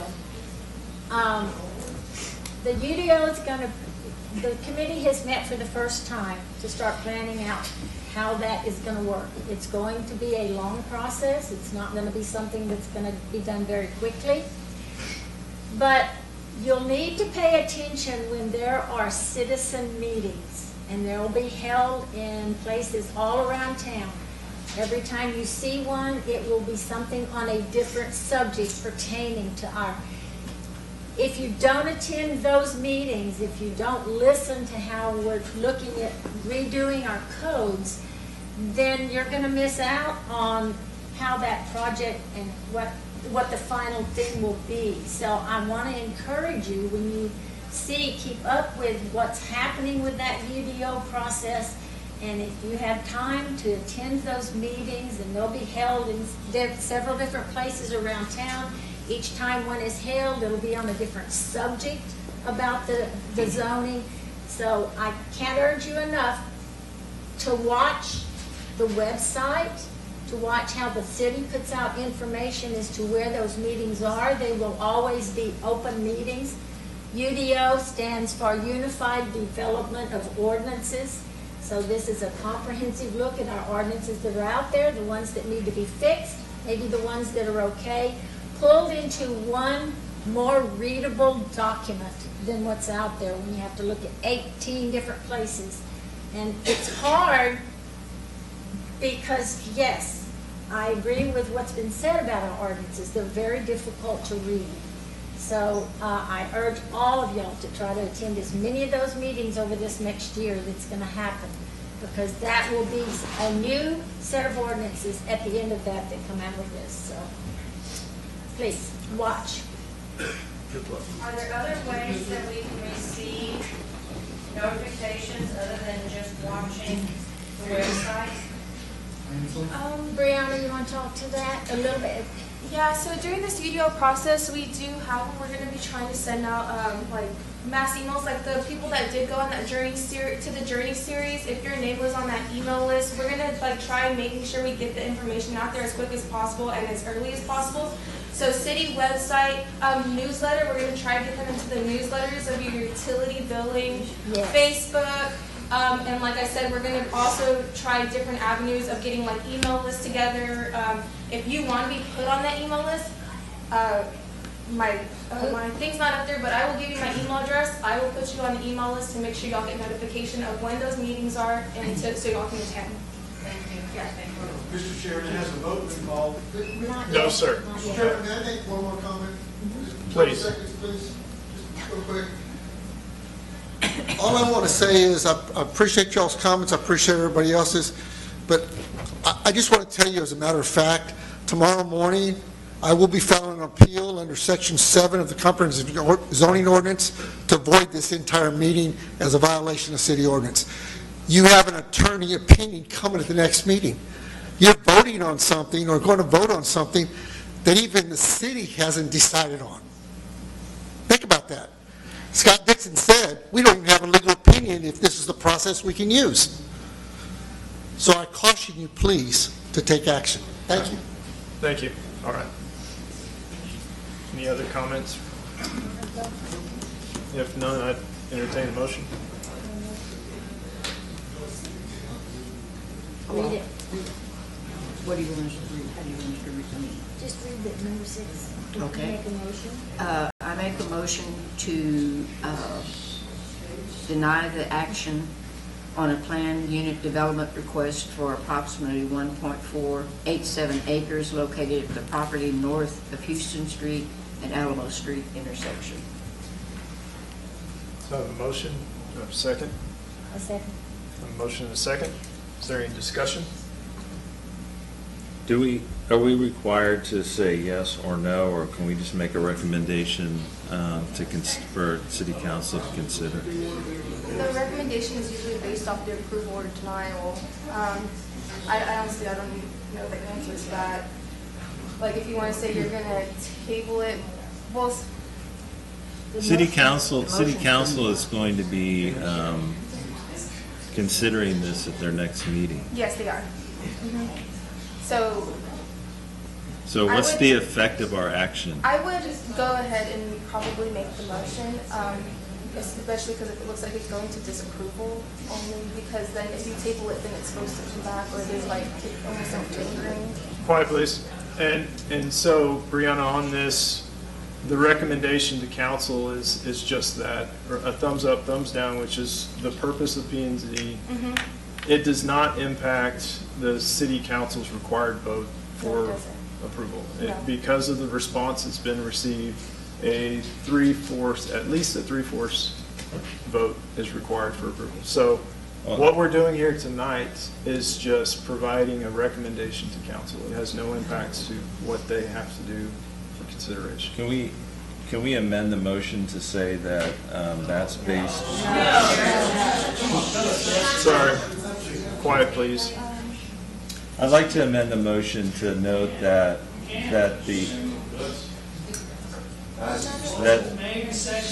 Quiet, please. Hey, quiet. We're under discussion. Get started. We need to get started. I would like to amend the motion to indicate that the motion to deny is based on more than three-quarters negative comment from concerned citizens. I don't know how to say that makes sense. I think I understand the idea behind it, but I would advise it against it because the response that we received does not impact the vote that or the motion or recommendation that we provide to council. So I think we need to keep it clean cut. Even though we're allowed or required to make recommendations? Because we can provide a recommendation with amendments or under special conditions, but those certain conditions can only apply to public health, safety, morals, general welfare, or conditions related to the acceptance of the community space. So we're limited in the special conditions we can add to our recommendation. So I think it needs to stay as a recommendation for approval, a recommendation for denial, or a approval with one of these special conditions. Okay. That's all I've got. Okay. Any other discussion on the motion? If not, we'll take the vote. Those in favor, say aye. Aye. Those opposed? Motion passes.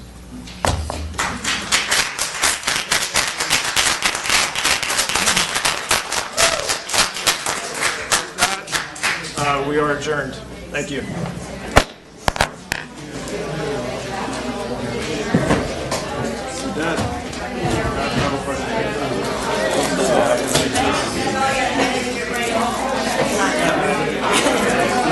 I feel like we're putting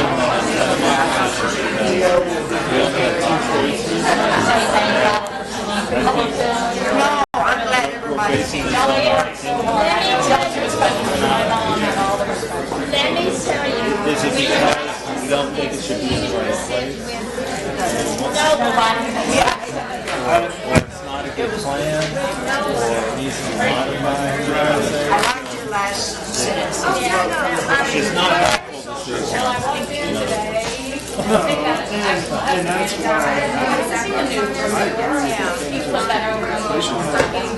Yeah, that was a nice way to do it. No, but it didn't last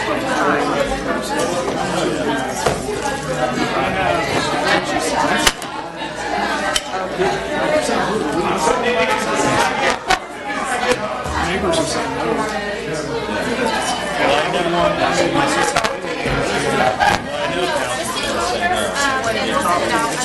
Thank you. But it's obvious that Josh hasn't gotten the work out. which is frustrating.